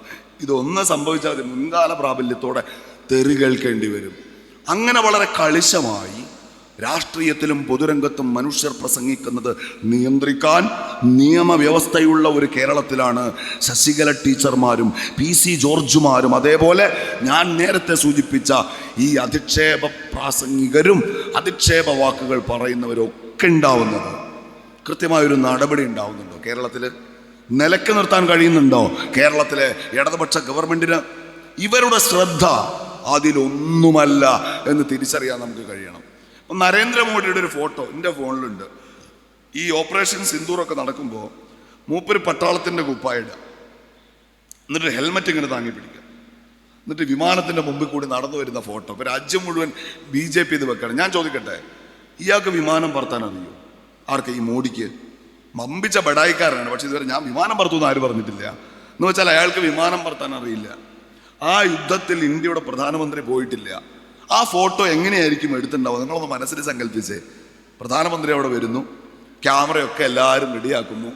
മൂപ്പരിട്ട ഒരു സാധനം ഉണ്ടല്ലോ, ഈ പെണ്ണുങ്ങളെ ഷോൾ ടോപ്പ് പോലത്തെ സാധനം, അങ്ങനെ ഉണ്ടല്ലോ. സ്ത്രീകൾക്ക് 2 ഡ്രസ്സാണ്. ഒന്നിപ്പോൾ ഈ ഇറക്കിയിടുന്ന ചുരിദാർ, അതാണ് സാധാരണ ഉത്തരേന്ത്യയിലെ രാഷ്ട്രീയക്കാർ. എന്നാൽ ഒരു ഷോർട്ട് ടോപ്പ് എന്ന് പറഞ്ഞിട്ട് അത്ര ഇല്ലാത്തൊരു സാധനം. മൂപ്പരി ഷോർട്ട് ടോപ്പ് കുർത്തയാണ്, പെണ്ണുങ്ങളെ ഷോർട്ട് ടോപ്പ് പോലത്തെ ഡ്രസ്സാണ് മൂപ്പരിടുക. അതൊക്കെ അഴിച്ചു വെച്ചിട്ട് ഇയാളെ കുപ്പായ എടുക്കും, ഇതാ ഹെൽമെറ്റും പിടിച്ചിട്ട് ഗൗരവത്തിൽ ഇങ്ങനെ നിൽക്കും, ഫോട്ടോ എടുക്കും. ഫോട്ടോ എടുക്കുമ്പോൾ അയച്ചിട്ട് അയാൾ പോവും അല്ലേ. അതല്ലാതെ ഓപ്പറേഷൻ സിന്ദൂറിലോ ആ സൈനിക ഓപ്പറേഷനിലോ ഒന്നും വ്യക്തി എന്ന നിലക്ക് നരേന്ദ്രമോദിക്ക് ഒരു പങ്കുമില്ല. അത് ഇന്ത്യയുടെ സൈന്യം നടത്തിയ പോരാട്ടമാണ്. ഒരു പ്രതിസന്ധിയിലും ഈ രാജ്യത്തിൻ്റെ ഒരു തരി മണ്ണ് വിട്ടുകൊടുക്കാത്ത സൈന്യമാണത് അല്ലേ. പക്ഷെ അതൊരു PR മെറ്റീരിയലായിട്ട് ഉപയോഗിക്കണം. എന്നാൽ ഇങ്ങോട്ട് വന്നാലും ഇപ്പം ഞാനിപ്പോൾ ഇവിടുന്ന് പോകും, ഇവിടുത്തെ ഈ PR വർക്ക് ഇവിടുത്തെ ആൾ നടത്തുന്നതന്നെ. ഞാനിപ്പോൾ ഇന്ന് ഇവിടുന്ന് പോയാൽ 10:20 KSRTC ബസ്സിലാണ് പോകേണ്ടത്. സാജിദ് ഖാനെ പൊരുത്തപ്പെടിക്കണം. കാരണം ഞങ്ങൾ ഒരുമിച്ച് 3-4 കൊല്ലമായിട്ട് യൂത്ത് ലീഗിൻ്റെ ദേശീയ കമ്മിറ്റിയിൽ പ്രവർത്തിക്കുക. നിങ്ങൾ എന്നോട് എന്തെങ്കിലും പൊരുത്തപ്പെട്ട് തന്നെ കേട്ടോ, നിങ്ങൾ അങ്ങനെ പറഞ്ഞിട്ട് ഇവരൊക്കെ ആഷിതെൻ്റെ ചങ്ങയാണ്. ഞാൻ ഇത്ര നേരം പ്രസംഗിച്ചാൽ എന്തെങ്കിലും കുഴപ്പമുണ്ട്, നിങ്ങളും എനിക്ക് പൊരുത്തപ്പെട്ട് തരണം. അങ്ങനെ പൊരുത്തപ്പെട്ടി പോണത് ഞാൻ ഈ കൊല്ലം ഹജ്ജിന് പോകണോണ്ടല്ല, ഹൈവേയിലാണ് പോകേണ്ടത്. എങ്ങോട്ട്? എറണാകുളം വരെ ഹൈവേ ഇപ്പോൾ 9 ഇടത്ത് ഇടിഞ്ഞീണു ഇല്ലേ. 9. നിങ്ങൾ കൂരാച്ചുണ്ടുകാരല്ലേ, മഴയൊഴിയാത്ത നാടല്ലേ, നിങ്ങൾക്ക് അറിഞ്ഞൂടെ? ഇങ്ങനെ ചെരിഞ്ഞു കിടക്കുന്ന ഭൂമിയിൽ വെട്ടി മണ്ണെടുത്താൽ അതിൻ്റെ അടിയിൽ വെള്ളം കെട്ടിക്കിടന്ന അടി തള്ളിപ്പോവില്ല. വീടായിക്കോട്ടെ, ഒരു കോഴിക്കൂടോ തൊഴുത്തോ പണിത് വെച്ചാൽ അതിൻ്റെ അടിയിൽ ഒരളവിലേറെ വെള്ളം കെട്ടിക്കിടന്നാൽ അത് തകർന്നു പോവും. ഇത് 40 അടി 50 അടി പൊക്കം വയല്, അതിങ്ങനെ ബ്ലോക്ക് ചെയ്തിട്ട് മണ്ണിട്ട് നിറക്കുക. എന്നിട്ട് അതിലേക്ക് വെള്ളം കുടിക്കുമ്പോഴോ അത് 2 ഭാഗത്തു നിന്നും തള്ളുക. സർവീസ് റോഡിലേക്ക് ഹൈവേ താഴേക്ക് പതിക്കുക. 2 ഉപ്പുള്ളൊരു കുട്ടി ഒറ്റ ദിവസം കൊണ്ട് യത്തീമായ പോലെയാണ് ഇപ്പം ഈ ദേശീയവാദയുടെ ഒരു അവസ്ഥ. അതിന് 2 ഉപ്പയായിരുന്നു ഇത്ര നാള്. കേന്ദ്രം പറയും ഞങ്ങളെ കുട്ടിയാണ്. മരുമോൻ റിയാസ് കുപ്പായിട്ട് റോട്ടിൽ കൂടി നടന്നിട്ട് പറയും അല്ലട്ടോ ഇത് ഞങ്ങളെ കുട്ടിയാണ്. റോഡ് പൊളിയാൻ തുടങ്ങിയതോടെ ഇമാർ തള്ളി ദേശീയപാതയിൽ വിള്ളൽ വീണതോടെ ഇന്നലെ ദേശീയപാത യത്തീമായി എങ്ങോട്ട് നോക്കിയിട്ടും ഈനൊരു തന്തേനെ ഇപ്പം കിട്ടാനില്ല എന്ന അവസ്ഥയിലായി. എന്താ കാര്യം? PR വർക്കാണ് 2 ഗവൺമെന്റുകളും. ഒരു ഭാഗത്ത് BJP-കാരൻ തള്ളിമറിക്കും, മറുഭാഗത്ത് മരുമകൻ റിയാസിനെ പോലെ മുഖ്യമന്ത്രി പിണറായി വിജയനെ പോലെയുള്ള ആളുകൾ പറയും ഇത് ഞങ്ങൾ പണിത റോഡാണ്. ഞാൻ നോക്കുമ്പോൾ പത്തനംതിട്ടയിലെ റോഡുകൾ ഷൺമുഖൻ അംബാസഡർക്കാർ ഓടിച്ചു പോയ റോഡുകളാണ്. വികസന കേരളം തുടരും. ഷൺമുഖം എന്ന് പറഞ്ഞാൽ ഇപ്പം വന്ന ഈ തുടരും സിനിമയിലെ മോഹൻലാലിന്റെ കഥാപാത്ര. അയാൾ കാർ ഓടിച്ച റോഡ് ഞങ്ങൾ ഉണ്ടാക്കിയ റോഡാണ്. അങ്ങനെയാണ് ഇതിന്റെ തള്ളു പോവുക. എന്നിട്ട് പറഞ്ഞത് ദേശീയപാത കേരളത്തിൽ ആദ്യം പൂർത്തിയായ ജില്ല മലപ്പുറമാണ്. അത് ഇടതുപക്ഷ സർക്കാരിന്റെ ഇച്ഛാശക്തിയുടെ വിജയമാണ് എന്നും പറഞ്ഞ് വരാനിരിക്കുന്ന നിയമസഭാ തെരഞ്ഞെടുപ്പിൽ അവരുടെ ക്യാമ്പയിന്റെ മുഖമായി അവതരിപ്പിച്ച ഒരു പ്രൊജക്ട് അതേ മലപ്പുറം ജില്ലയിൽ 8 ആ റോഡ് നെടുക പിളരുമ്പോ നമ്മൾ ഈ ഒരു ഓയിൽമെന്റിന്റെ പരസ്യം കണ്ടിട്ടില്ല നിങ്ങൾ? നമ്മുടെ കാലിന്റെ ബാക്ക് ഭാഗം വിണ്ട് കീറിയാൽ ഒരു ഓയിൽമെന്റ് തട്ടിയാൽ ആ വിള്ളൽ മാറുന്ന എന്നതുപോലെ റോഡ് വിണ്ട് പകുത്ത് 2ആയിട്ട് നിൽക്കുമ്പോൾ കുറച്ച് ടാറ് രാത്രി കൊണ്ടും മനുഷ്യർ പോവാണ് റോട്ടിൽ കൂടി. ആയിരക്കണക്കിന് വാഹനങ്ങൾ പോവാണ്, ലോറികൾ പോവാണ്, ബസ്സുകൾ പോവാണ്. ഒരപകടം കൈവിട്ട രൂപത്തിൽ സംഭവിച്ചാൽ ഈ കേരളം കണ്ട ഏറ്റവും വലിയ ദുരന്തം ഉദ്ഘാടനം ചെയ്യപ്പെടും മുൻപ് ആ ദേശീയപാതയിൽ സംഭവിക്കും. ഇപ്പൊ ഏറ്റെടുക്കാൻ ആളുണ്ടോ? ഇപ്പൊ ഇതിന് സമാധാനം പറയാൻ ആളുണ്ടോ? പോയി ചോദിക്കാൻ ഒരാളുണ്ടോ? ഇവരെന്താ പറഞ്ഞത്? ഓരോ മാസവും ഞങ്ങൾ റിവ്യൂ ചെയ്യാണ്, ഇത് പിണറായി വിജയന്റെ റോഡാണ്, ഇത് ഞങ്ങളുടെ റോഡാണ് എന്ന് പറഞ്ഞിട്ട് ഇപ്പോ ഇമ്മട്ടിൽ ഈ റോഡ് തകർന്ന് നിലം പൊത്തുമ്പോൾ ഉത്തരവാദിത്തം ഏറ്റെടുക്കാൻ ആളില്ലാതാകുന്നത് PR വർക്കുകളിൽ പ്രധാനമന്ത്രി നരേന്ദ്രമോദിയെ പോലെ അഭിരമിക്കുന്ന പിണറായി സർക്കാരിന്റെ പരാജയമാണ് എന്ന് കേരളത്തോട് പറയാൻ നമുക്ക് കഴിയേണ്ടതുണ്ട്. ഞാൻ അവസാനിപ്പിക്കുകയാണ്. ഇങ്ങനെ എത്രയോ കാര്യങ്ങൾ. ഇന്നാൾ കേട്ടല്ലോ, അർജന്റീന കളിക്കാൻ വരാൻ പോവാണ് ഇവിടെ കേരളത്തിൽ. എന്നാ മെസ്സിനെ ഒന്നും കാണാൻ എനിക്കുണ്ടായിരുന്നു. ഞാനൊരു അർജന്റീന ഫാനാണ്. ചങ്ങായിൻ്റെ കളി എനിക്കും ഇഷ്ടമാണ്. കേരളത്തിലൊന്നും നമുക്കൊന്നും അടുത്തുനിന്ന് കാണാമല്ലോ. ഖത്തറിൽ വന്നപ്പോഴൊന്നും പോവാനോ കാണാനോ കഴിഞ്ഞില്ല. അങ്ങനെ വരാൻ പോവാണ്. ദാ വന്നു അന്തർമാൻ സ്പെയിനിലേക്ക്. അവിടെ നിന്ന് ഇങ്ങോട്ട് മെസ്സിയുടെ ജേഴ്സി ഇട്ട് റിയാസ് വലിയ PR വർക്ക് നടത്തി. ഇപ്പോ അന്തർമാൻ പറയുന്ന അർജന്റീന തൽക്കാലം വരൂല്ല എന്നാ. ഈ അന്തർമാന്റെ കയ്യിൽ കായിക വകുപ്പ് മാത്രമല്ല കേട്ടോ. അപ്പൊ ഞാൻ ഈ മക്കളെ കാര്യം പറഞ്ഞല്ലോ, അവളെ സ്കോളർഷിപ്പ്. കേരളത്തിലെ വഖഫിന്റെ മന്ത്രിയാണ് അന്തർമാൻ. വഖഫ് കുട്ടികൾക്ക് ന്യൂനപക്ഷ ഡിപ്പാർട്ട്മെന്റ് കൊടുക്കേണ്ട സ്കോളർഷിപ്പുകളുണ്ട്. മദർ തെരേസയുടെ പേരിൽ, ജോസഫ് മുണ്ടശ്ശേരി മാഷിന്റെ പേരിൽ, CH മുഹമ്മദ് കോയയുടെ പേരിൽ ഈ കുട്ടികൾക്ക് കിട്ടേണ്ട സ്കോളർഷിപ്പ് കേരള ഗവൺമെന്റ് ഈ വർഷം കൊടുക്കാത്തത് പണമില്ല എന്നതിന്റെ പേരിലാണ്. വഖഫ് കോഡ് കൊടുക്കുന്ന സഹായമുണ്ട് പെൺകുട്ടികളെ കെട്ടിക്കാൻ, രോഗികളെ ചികിത്സിക്കാൻ. ചെറിയ പൈസയാണ്, 10,000 രൂപ 5,000 രൂപ. പക്ഷെ ആ അപേക്ഷയും കൊടുത്ത് അത് കിട്ടുന്നത് കാത്തിരിക്കുന്ന 10,000 കുടുംബങ്ങൾ ഈ കേരളത്തിൽ ഉണ്ടായിരിക്കെ ആ പണം 1 രൂപ ഈ അന്തർമാൻ കൊടുത്തിട്ടില്ല. അറിയുങ്ങൾക്ക് ഇനി അന്തർമാന്റെ സ്വന്തം വകുപ്പുണ്ടല്ലോ, ഈ കായിക വകുപ്പ്. ആ കായിക വകുപ്പിന്റെ ഭാഗമായി കോളേജ് കായിക ഹോസ്റ്റലുകളിൽ താമസിക്കുന്ന കുട്ടികളുണ്ടല്ലോ, 100 മീറ്ററും 200 മീറ്ററും ഒക്കെ ഓടി. മെസ്സിന്റെ അത്രയും വലിപ്പമില്ല, റൊണാൾഡോയുടെ അപ്പുറം വലിപ്പമില്ല, വിരാട് കോഹ്ലിയോളം ധോണിയോളൊന്നും വരൂല. ഇവർക്ക് PR മെറ്റീരിയൽ അല്ല. പക്ഷേ ഒരു വെയിൽ കൊണ്ട് നാഷണൽ ഗെയിംസിൽ ഈ കേരളത്തിന് വേണ്ടി ഓടിയും ചാടിയും മെഡലുകൾ കൊണ്ടുവന്ന ആ കുട്ടികള് കഴിഞ്ഞ ജനുവരി മാസം സമരം നടത്തി തിരുവനന്തപുരത്ത്. നിലത്ത് തോർത്ത് വിരിച്ചിട്ടാണ്, ഭിക്ഷ എടുത്താണ് സമരം നടത്തിയത്. അവർ കഴിക്കുന്ന ഭക്ഷണത്തിന്റെ പൈസ ഈ ഗവൺമെന്റ് കൊടുത്തിട്ടില്ല. അതാണ് അന്തർമാന്റെ PR വർക്ക്. ഞാൻ നേരത്തെ പറഞ്ഞത് റിയാസിന്റെ PR വർക്ക്. അങ്ങനെ PR വർക്കുകളുടെ ഒരു പെരുമ്പറ തന്നെ മുഴക്കി ഇവര് കേരളത്തിൽ മുന്നോട്ട് പോയിക്കൊണ്ടിരിക്കുമ്പോൾ യഥാർത്ഥത്തിൽ കേരളത്തിന്റെ അവസ്ഥ എന്ന് പറയുമ്പോൾ 4ാം വാർഷികം നടക്കുകയാണ്. കോടിക്കണക്കിന് രൂപയാണ് അതിനുവേണ്ടി ഇവർ ധൂർത്തടിക്കുന്നത്. 2 മിനിറ്റുള്ള 4 വീഡിയോ നമ്മൾ റീൽസ് കാണുമല്ലോ ഇൻസ്റ്റാഗ്രാമിലും ഫേസ്ബുക്കിലും ഒക്കെ. കുട്ടികളുടെ കയ്യിലൊരു iPhone വാങ്ങി കൊടുത്താൽ നമ്മൾ ചിന്തിക്കാത്ത കോലത്തിലുള്ള ഭാവനയോടെ അവരിതെടുത്താളും. അങ്ങനത്തെ കാലത്ത് കേരളത്തിൻ്റെ ടൂറിസം ഡിപ്പാർട്ട്മെന്റിന് 2 മിനിറ്റുള്ള 4 വീഡിയോ വേണം, 8 മിനിറ്റ് വീഡിയോ വേണം. ആ 8 മിനിറ്റ് വീഡിയോ ഷൂട്ട് ചെയ്തു. ടൂറിസം ഡിപ്പാർട്ട്മെന്റിന്റെ PR വർക്കിന്റെ ഭാഗമായി ആ വീഡിയോ പുറത്തു വന്നു. അപ്പോൾ റിപ്പോർട്ടർ TV, ഇവരെ പലപ്പോഴും വലിയ അളവിൽ പിന്തുണയ്ക്കാറുള്ള ഒരു TV ആണ് റിപ്പോർട്ടർ TV. റിപ്പോർട്ടർ TVക്കാർ വിവരാവകാശം കൊടുത്തു. ഇതിന് എത്ര രൂപ ചിലവായി? 8 മിനിറ്റ് വീഡിയോയ്ക്ക് ചിലവായത് 39.5 ലക്ഷം രൂപ കേരളത്തിന്റെ പൊതുഖജനാവുന്നു. ഒന്ന് ആലോചിച്ച് നോക്കുക നിങ്ങൾ. എൻ്റെ ബേപ്പൂർ റിയാസ് മത്സരിക്കുന്ന മണ്ഡലത്തിലെ PR വർക്കാണ് ചെലവാക്കിയത് 19.5 ലക്ഷം രൂപ. ഇതിങ്ങനെ പോയി എവിടെ എത്തിയെന്നറിയോ നിങ്ങൾക്ക്? ഇടതുപക്ഷ ജനാധിപത്യ മുന്നണി മന്ത്രിസഭയിൽ ഈ മരുമകന്റെ അപ്രമാദിത്വം, മരുമകനും അമ്മോശനും കൂടി നടത്തുന്ന ഈ PR വർക്കിന്റെ ധൂർത്ത് മന്ത്രിസഭയിലെ അംഗങ്ങൾക്ക് പോലും സഹിക്കാൻ കഴിയുന്നതിൻ്റെ അപ്പുറത്തായി എന്നാണ്. തിരുവനന്തപുരത്ത് സ്മാർട്ട് റോഡ് 200 കോടിയുടെ പദ്ധതി, 80 കോടി കേന്ദ്ര സർക്കാർ, 80 കോടി കേരളത്തിലെ LSDD, local self government department. ബാക്കിയുള്ള 40 കോടി തിരുവനന്തപുരം കോർപ്പറേഷൻ എന്ന് വെച്ചാൽ കോർപ്പറേഷനായി, കേരളത്തിന്റെ പഞ്ചായത്ത് വകുപ്പായി, കേന്ദ്ര ഗവൺമെന്റായി. എന്നാൽ പരിപാടിയുടെ സ്റ്റേജിലാരാ? അത് ഫേസ്ബുക്കിലിരുന്നതാരാ? ആ പരിപാടി അടിമുടി നിയന്ത്രിക്കുന്നതാരാ? മരുമകൻ റിയാസ്. MP രാജേഷ് പോയിട്ട് മുഖ്യമന്ത്രിയെ കണ്ടു, എന്നിട്ട് പറഞ്ഞു ഞങ്ങളുടെ ഡിപ്പാർട്ട്മെന്റ് കൊടുത്ത പൈസയാണ്, ഇതിലും കയറിയിട്ട് ഈ 8 കാലി മമ്മൂഞ്ഞ് ഇങ്ങനെ കളിക്കാൻ നിന്നാലോ? അവിടെ രാജേഷ് ഓർക്കാതെ പോയൊരു കാര്യമുണ്ട്. എന്താണ്? 8 കാലി മമ്മൂജാണ് ഈ പിണറായി വിജയൻ. മോളെ കെട്ടിച്ചു കൊടുക്കുമ്പോൾ മൂപ്പരാകെ കണ്ട യോഗ്യത മരുമകൻ എന്നേക്കാൾ മികച്ച ഒരു 8 കാലി മമ്മൂഞ്ഞായിരിക്കണം എന്നതാണ്. സ്വന്തം മന്ത്രിസഭയിലെ അംഗങ്ങൾക്ക് സഹിക്കാൻ കഴിയാത്ത, അവർക്ക് പോലും പൊറുക്കാൻ കഴിയാത്ത ഒരു തരം, ഞാൻ നേരത്തെ പറഞ്ഞതുപോലെ ഭ്രാന്ത് പിടിച്ച അല്പതരം നിറഞ്ഞ പ്രചരണങ്ങളുമായി, പൊള്ളകളുമായി, നുണകളുമായി ഇവർ എത്രയോ ഉദാഹരണങ്ങൾ, സമയക്കുറവ് കൊണ്ട് ഞാൻ നീട്ടി പറയുന്നില്ല. പ്രിയപ്പെട്ട സാജിദ് സാഹിബിന് എനിക്ക് ശേഷം സംസാരിക്കേണ്ടതുണ്ട്. ഞാൻ പറഞ്ഞു വന്നത്, ഇമ്മട്ടിൽ നമ്മളെ വഞ്ചിച്ചു കൊണ്ടിരിക്കുന്ന ഒരു ഗവൺമെന്റ് ഈ കേരളത്തിൽ കഴിഞ്ഞ 9 വർഷക്കാലമായി അധികാരത്തിലുണ്ട്. ആ ഗവൺമെന്റ് ബാക്കി വെച്ചത് എന്ത് എന്ന് ചോദിച്ചാൽ, ഞാൻ നേരത്തെ സൂചിപ്പിച്ചതുപോലെ, ഒന്ന്, വിദ്വേഷ പ്രഭാഷകരുടെ വിളയാട്ട് കേന്ദ്രമായി ഈ കേരളത്തെ അവർ മാറ്റി. ചരിത്രത്തിലില്ലാത്ത സാമ്പത്തിക പ്രതിസന്ധിയിലേക്ക് അവർ കേരളത്തെ കൊണ്ടുപോയി. മൂന്നാമത്തേത്, ഈ കേരളത്തിന്റെ പോലീസ് സേനയെ, ഞാൻ ആദ്യം സൂചിപ്പിച്ചതുപോലെ ഇന്ത്യയുടെ സൈന്യം കണക്ക് ക്രെഡിബിളായ, സെക്കുലറായ കേരളത്തിന്റെ പോലീസ് സേനയെ പോലും അവര് ഞാൻ ആദ്യം സൂചിപ്പിച്ച ജാതി ഭീകരതയുടെ, ന്യൂനപക്ഷ വിരുദ്ധതയുടെ ആളുകളാക്കി മാറ്റിയിരിക്കുന്നു. RSSന്റെ തത്വശാസ്ത്രം കേരളത്തിലെ പോലീസിനെയും വിഴുങ്ങാൻ തുടങ്ങിയിരിക്കുന്നു എന്നതിൻ്റെ തെളിവാണ് യഥാർത്ഥത്തിൽ ഈ ബിന്ദു സംഭവം.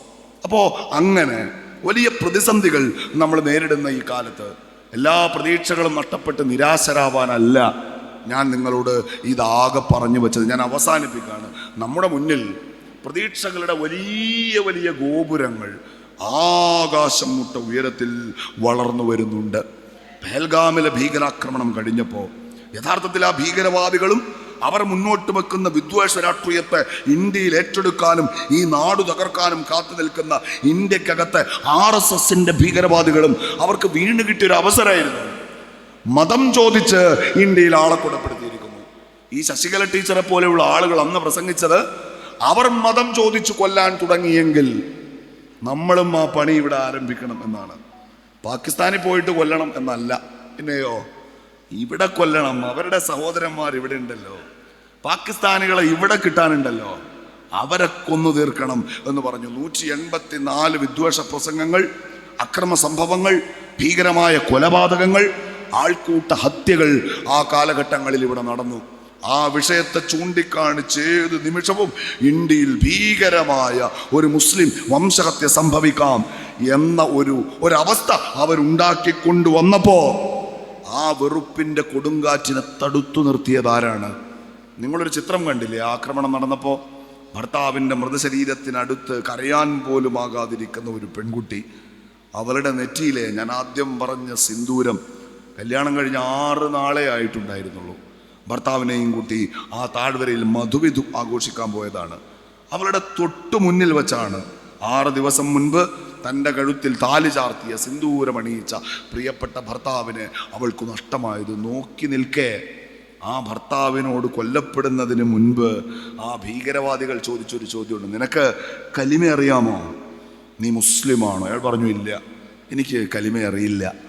അപ്പ കൊന്നു ആ പെൺകുട്ടി. മതം ചോദിച്ച് സ്വന്തം ഭർത്താവിനെ കൺമുന്നിൽ പോയിന്റ് ബ്ലാങ്കിൽ വെടിയേറ്റ് കൊല്ലപ്പെടുന്നത് നോക്കി നിൽക്കേണ്ടി വന്ന ഹതഭാഗ്യയായ ആ പെൺകുട്ടി. അവളോട് ഇന്ത്യയിലെ മാധ്യമങ്ങൾ പോയി ചോദിച്ചു. ഏത് മാധ്യമങ്ങളാണെന്നറിയോ? നിങ്ങൾക്കറിയാമോ സഹോദരന്മാരെ, തുർക്കിയിൽ കോൺഗ്രസിനൊരു ഓഫീസുണ്ട്. ആ ഓഫീസിൻ്റെ പേര് ഇസ്താംബുൾ കോൺഗ്രസ് സെൻറ്റർ എന്നാണ് എന്ന് പറഞ്ഞ അർണബ് ഗോസ്വാമിമാർ ചാനൽ സ്റ്റുഡിയോയിൽ നിന്ന് വിദ്വേഷം പ്രസംഗിക്കുന്ന ഇന്ത്യയിലെ മാധ്യമങ്ങൾ അവരോട് ചോദിച്ചു, നിങ്ങൾക്ക് എന്താ പറയാനുള്ളത്? ആ പെൺകുട്ടി ഒരു വാക്ക് വാവിട്ടു പറഞ്ഞാൽ അത് ഏറ്റെടുത്ത് ഈ രാജ്യത്തെ മനുഷ്യരുടെ മനസ്സിൽ തീയിടാൻ അവസരം കാത്തിരിക്കുന്ന ഇന്ത്യയിലെ RSSന് വിടുപടിയെടുക്കുന്ന മാധ്യമങ്ങളെ നോക്കിയിട്ട് ആ പെൺകുട്ടി പറഞ്ഞു, സങ്കടമാണ്, എനിക്ക് എൻ്റെ ഭർത്താവിനെ നഷ്ടപ്പെട്ടു, വിവാഹത്തിൻ്റെ 6-ാം നാൾ ഞാൻ വിധവയായി. പക്ഷേ എൻ്റെ പേരിൽ ഇവിടെ വെറുപ്പുണ്ടാക്കരുത്, കലാപമുണ്ടാക്കരുത്. You people don't go beyond Kashmiris and Indian Muslims എന്നാണ്. ഇതൊരവസരമായി കണ്ട് നിങ്ങൾ കശ്മീരികളുടെ, ഇന്ത്യൻ മുസ്ലിങ്ങളുടെ പുറകെ പോകരുത് എന്ന് പറഞ്ഞ ഹിമാൻഷി നർവാൾ എന്ന പെൺകുട്ടിയുടെ നാടാണിത്. അവർ കലിമ ചോദിച്ചിട്ടാണ് ആളുകളെ വെടിവെച്ച് കൊന്നത്. അങ്ങനെ വെടിയേറ്റ് എൻ്റെ ഭർത്താവ് വീണ് മരിക്കുമ്പോൾ എൻ്റെ പിറകിൽ നിന്ന് 2 ചെറുപ്പക്കാർ ബിസ്മില്ല ബിസ്മില്ല എന്ന് പറയുന്നത് ഞാൻ കേട്ടു. അവരെ കണ്ടപ്പോൾ ഞാൻ ഭയന്നു പോയി. കാരണം കലിമ ചോദിച്ചിട്ട് എൻ്റെ ഭർത്താവിന് വെടിവെച്ച് കൊന്നതിൻ്റെ തൊട്ടു പിന്നാലെ 2 പേർ അറബിയിൽ എന്തോ പിറുപിറുത്തുകൊണ്ട് എൻ്റെ അരികിലേക്ക് ഓടി വരികയാണ്. അവരാണ് എൻ്റെ ഭർത്താവിനെ കോരിയെടുത്തത്. അവരാണ് എൻ്റെ ഭർത്താവിനെ ആശുപത്രിയിൽ എത്തിച്ചത്. ആ ബിസ്മില്ലാഹിനെയാണ് എനിക്കിഷ്ടം എന്ന് പറഞ്ഞു കർണാടകയിൽ നിന്ന് കൊല്ലപ്പെട്ട മഞ്ജുനാഥ റാവുവിൻ്റെ ഭാര്യ പല്ലവി. കേരളത്തിൽ നിന്നൊരാൾ കൊല്ലപ്പെട്ടു, രാമചന്ദ്രൻ.